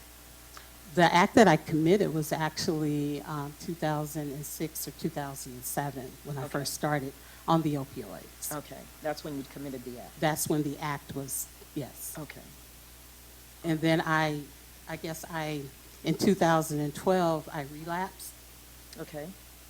When the FBI came, because the actual crime that they're referring to happened in 2006, 2007. Okay. And when they came, it was 2012. So it was more of a relapse in 2012. On top of the opioids, I then began to drink as well. Okay. And then you did your stint, you were convicted, you did time in prison, and you mentioned that your course that you took in prison was something that allowed you not only to deal with the addiction, but also to understand why you went that route, why you chose that. Could you share a little bit more? That intrigued me when you said that. The cognitive behavioral part of it? Yeah, because that seems to me to be a lot of self-awareness. I think that was the word you used, that you then began to discover who you were and why you were doing what you were doing at that time. So I want to get to know you back then, because I see you how you present today. Okay. Okay, so I'm trying to understand just what, Okay. The program, again, it was called the RDAP program, Residential Drug and Alcohol Abuse Program. It was administered in the prison. And some of the things that we had to do was we had to identify, what made a certain core issues. Some of the things that I addressed while I was there was the death of my mother. That was one of my core issues, that I never dealt with grief. Okay. I was a runner. Whenever I run into hard times, I run instead of dealing with things up front. I run, I numb myself. And that, again, is where the drug and alcohol, even as far back as 2006. I mean, again, I was in denial that I was, a drug addict, but I numbed myself with alcohol.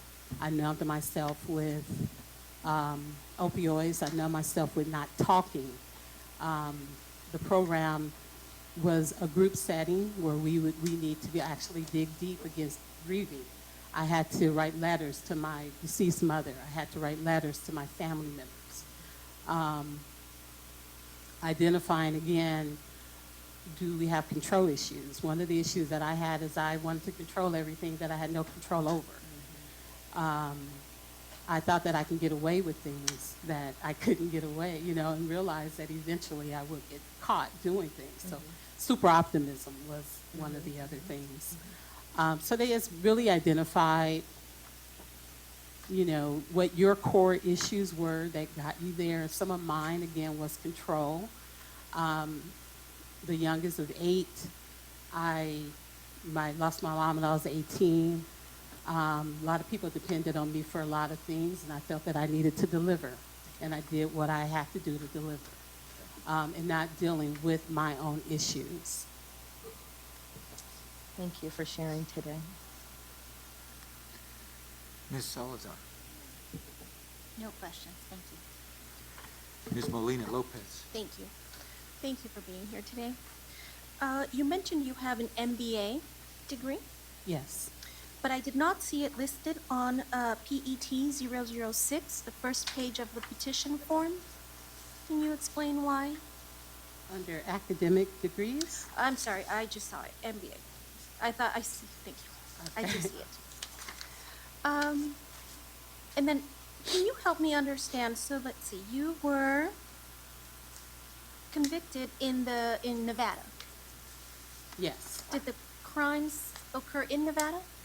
The crime occurred in California. That's where the wire fraud came in. Okay. My accounting practice was in California, but I resided between Nevada and California. Okay. Do you have a CPA license with the state of Nevada? No, I do not. Okay. And then I also did notice, do you reside in Hawaii now? I do. Currently, I do. And you have plans to relocate to California? Yes, I do. I'm currently on the UCLA kidney transplant list, about a year out, and that's my plan to relocate back here to California. When I was released from prison, I was relocated to Hawaii via my estranged husband. Thank you. My estranged husband. Thank you. Thank you for being so candid and sharing your history with substance abuse. Can you describe your support mechanism? Perhaps maybe how your family, your friends help you maybe stay on track? Okay. Currently, my family is my support. They're my backbone. They've helped me out. They're my financial support. As you know, that I'm currently only on disability. They're my financial support, and then also my support in terms of just staying on track and staying sober. I talk. One of my biggest issues in life is that I never talked about anything. I just held everything in. So one of the things, 2 of my sisters are currently, I don't know if I would call them like my sponsors, but I communicate with them on a daily basis, do kind of like daily check-ins, especially with me being in Hawaii by myself.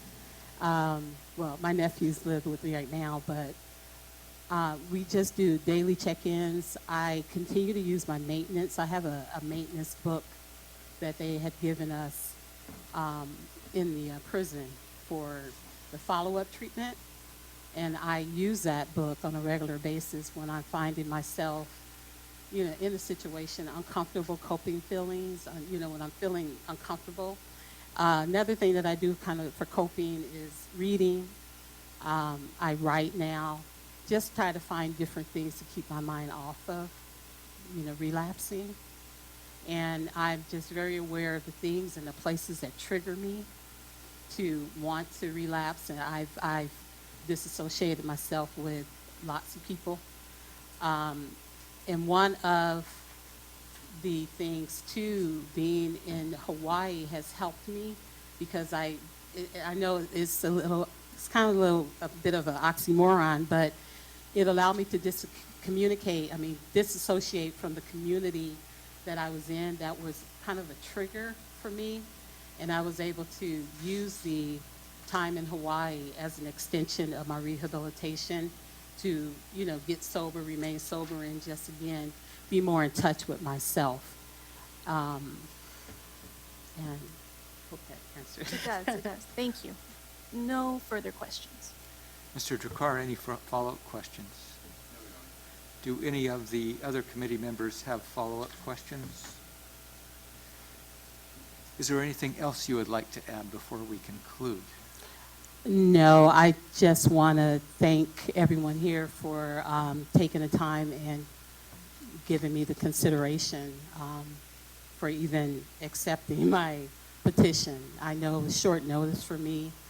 Again, once I got word that I was going to be released off of probation early is when I decided I'm ready to start my life over again. And this is part of it. Thank you. Thank you. And that concludes the petition hearing in this matter. And the case is submitted, the record is closed, and we're off the record. The court reporter will give you a form just in case you want to order a transcript. Okay, we are back on the record, and the record should show that we are proceeding with the matter of Anita Sims, case number SI-2020-16. A quorum of the board is present. All of the members who were initially here at roll call, except for Mr. Campos, who has recused himself from participation.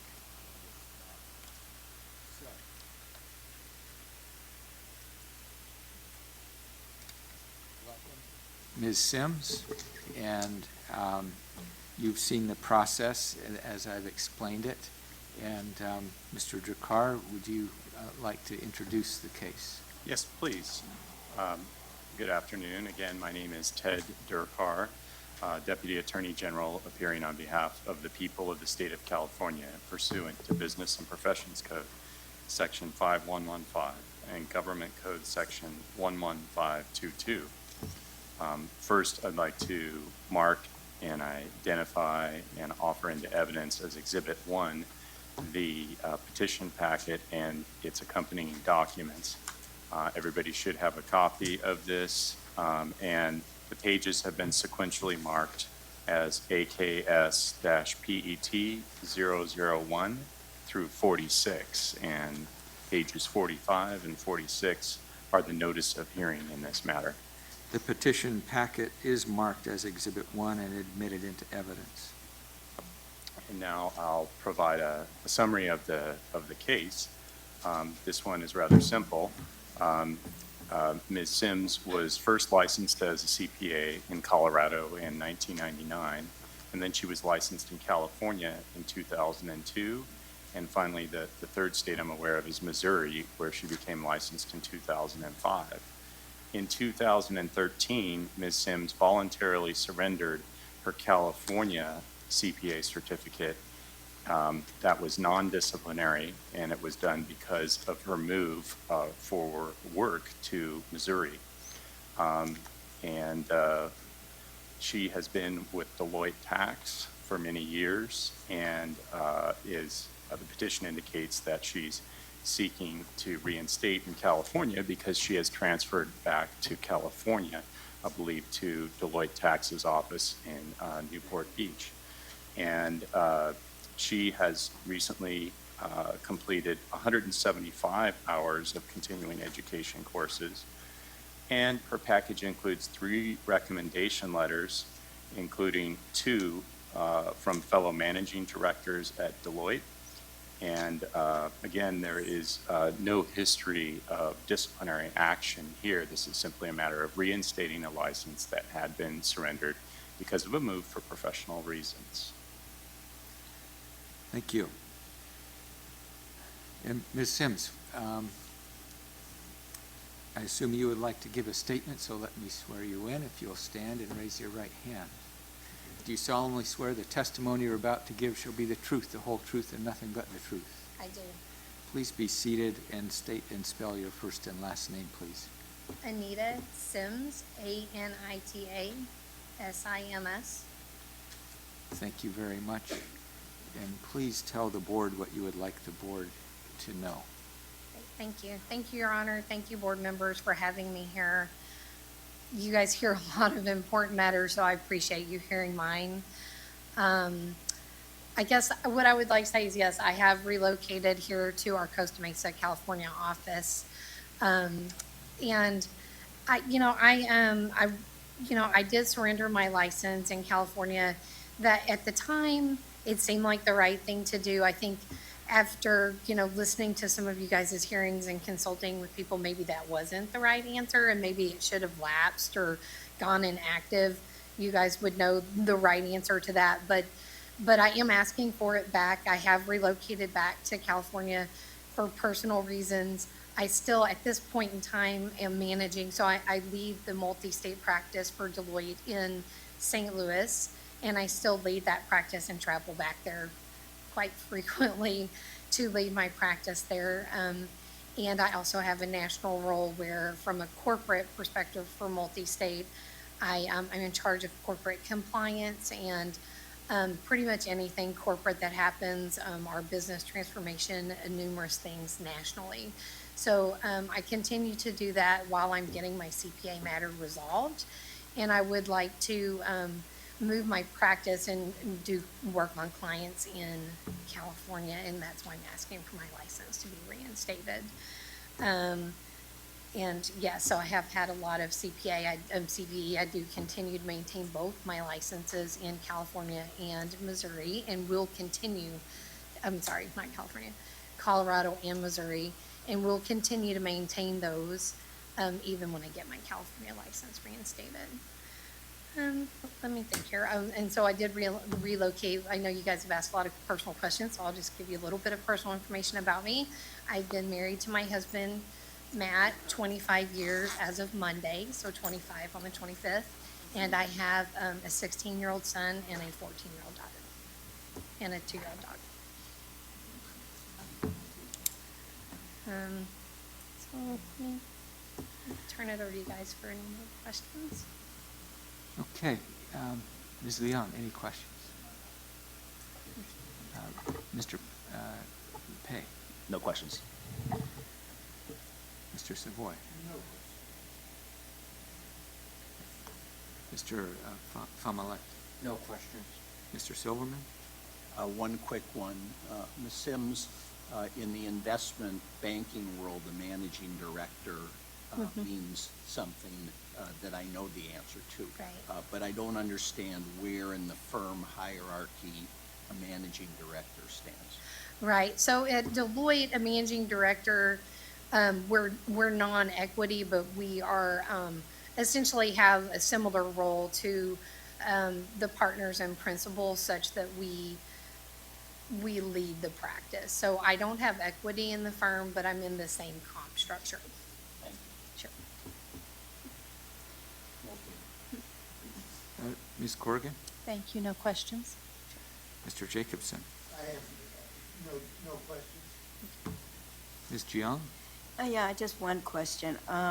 So when you gave up your license because of the move, I guess at that time it was mobility, maybe not in existence, because right now you say you intend to keep Colorado and Missouri. Right. So you didn't have to give up California back then, right? Yeah, our firm licensing professionals we had gotten together and looked at my licenses at the time. And because I didn't at that time intend to return to California, they suggested that was the right move to do. So for the firm, I have to maintain my original license, which is Colorado. And given everything that I've gone through with California, I'm not going to give up my Missouri license. Right. And actually, I told my husband this, and he said, I was actually pretty upset when I gave him my California license, because it was actually the hardest to get and probably the one I valued the most. So the firm licensing people had recommended that I do that, and I really did want to do it at the time. So. Thank you. Ms. Nicholson? No questions. Ms. Robinson? Welcome back. Thank you. Happy anniversary. No questions at this time. Ms. Salazar? Thank you, Ms. Sims, no questions. Ms. Molina Lopez? Thank you. Thank you very much. Any questions that you have? Mr. I don't have any Jakar? further questions. I just have a concluding remark when you're ready. We're ready. I just wanted to raise a procedural issue, which is that Ms. Sims had indicated to me off the record that she was eager to obtain her certificate again as soon as possible. And I don't know if it's possible, something to consider at any rate, if it might, if an order issues, to have it be effective sooner than usual, effective upon signature or filing, or in less than 30 days. It's not something that I've dealt with before, but I just thought I'd raise that for your consideration. Thank you. Anything else? No, Your Honor. I mean, Ms. I would Sims? just like to thank you guys all for your consideration and any consideration of expediting. I know you guys have important matters, and it does take time, and obviously we're heading into a period of time where there's a lot of holidays. So I do appreciate your time, and just wanted to thank you again. Okay, then the matter is submitted, the record is closed, and we are off the record. We will now go into closed session and discuss the cases in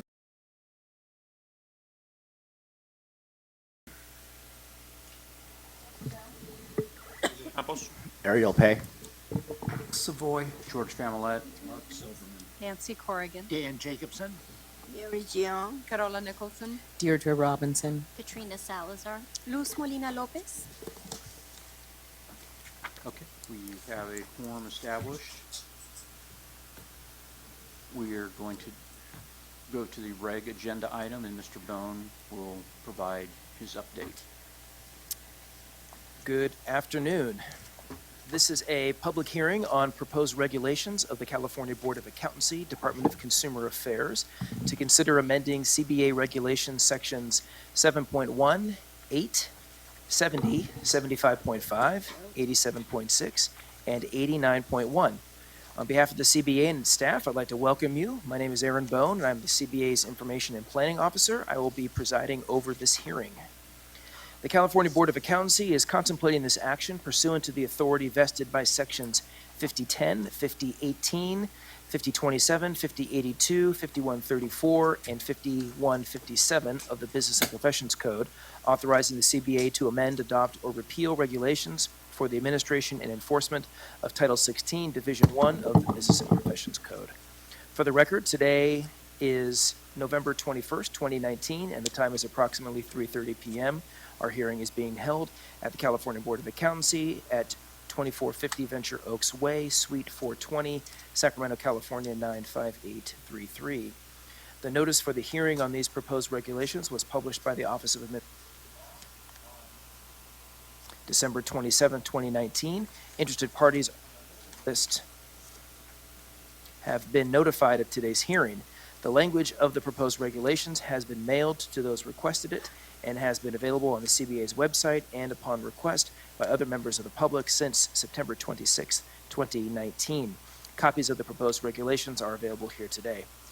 If the CBA has received written comments on the proposal, those comments will be entered into the official record of the proceedings. The CBA shall be provided and shall consider all written comments received through November 12, 2019.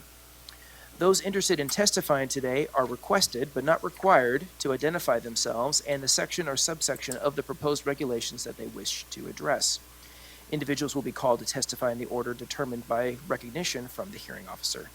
If you have a comment about the proposed regulation or any part of specific subsection of the proposal, please step up to the microphone, and if you wish, give your name, spelling your last name, and tell us what organization you represent, if any. Please speak loudly enough for your comments to be heard and recorded.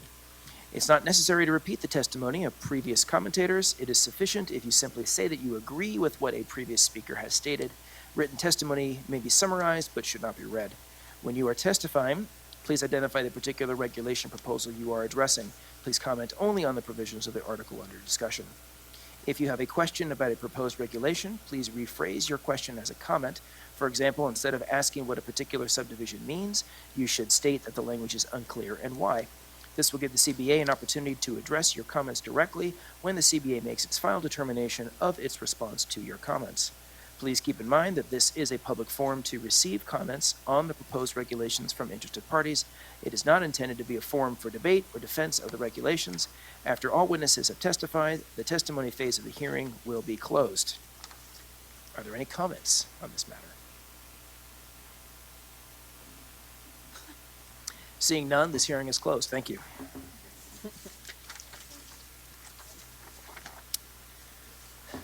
Moving on, if I may, Mr. President, to item B, 9B. Item B.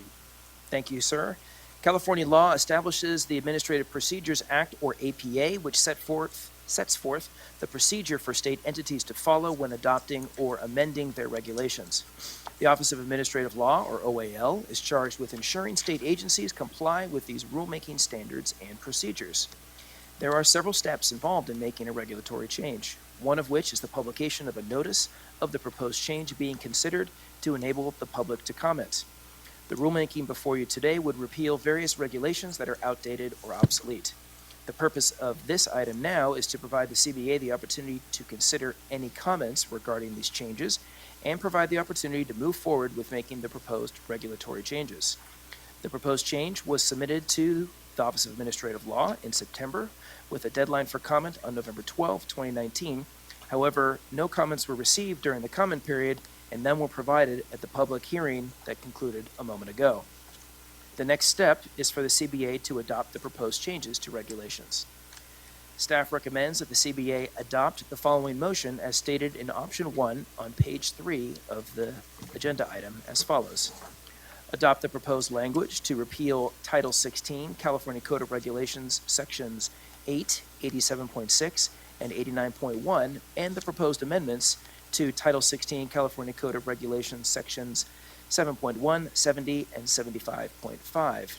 Then direct staff to take all steps necessary to complete the rulemaking file, including submitting to the Director of the Department of Consumer Affairs, the Business Consumer Services and Housing Agency, and the Office of Administrative Law, and authorize the executive officer to make any non-substantive changes to the proposed regulations and adopt the proposed regulations as originally noticed. That concludes my remarks, Mr. President.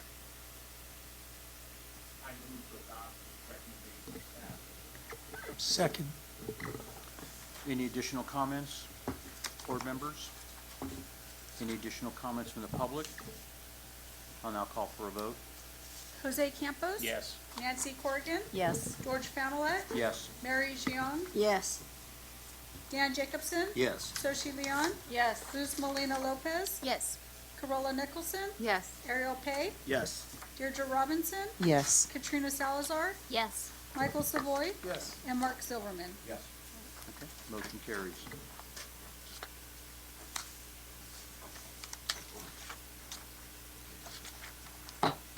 We are going to go into closed session and deliberate on our decisions, and we are going to go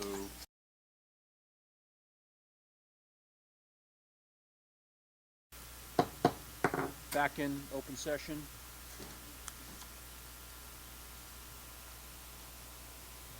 Closing business. Item 15A, public comment or agenda for future meetings. I have, agenda for future meetings.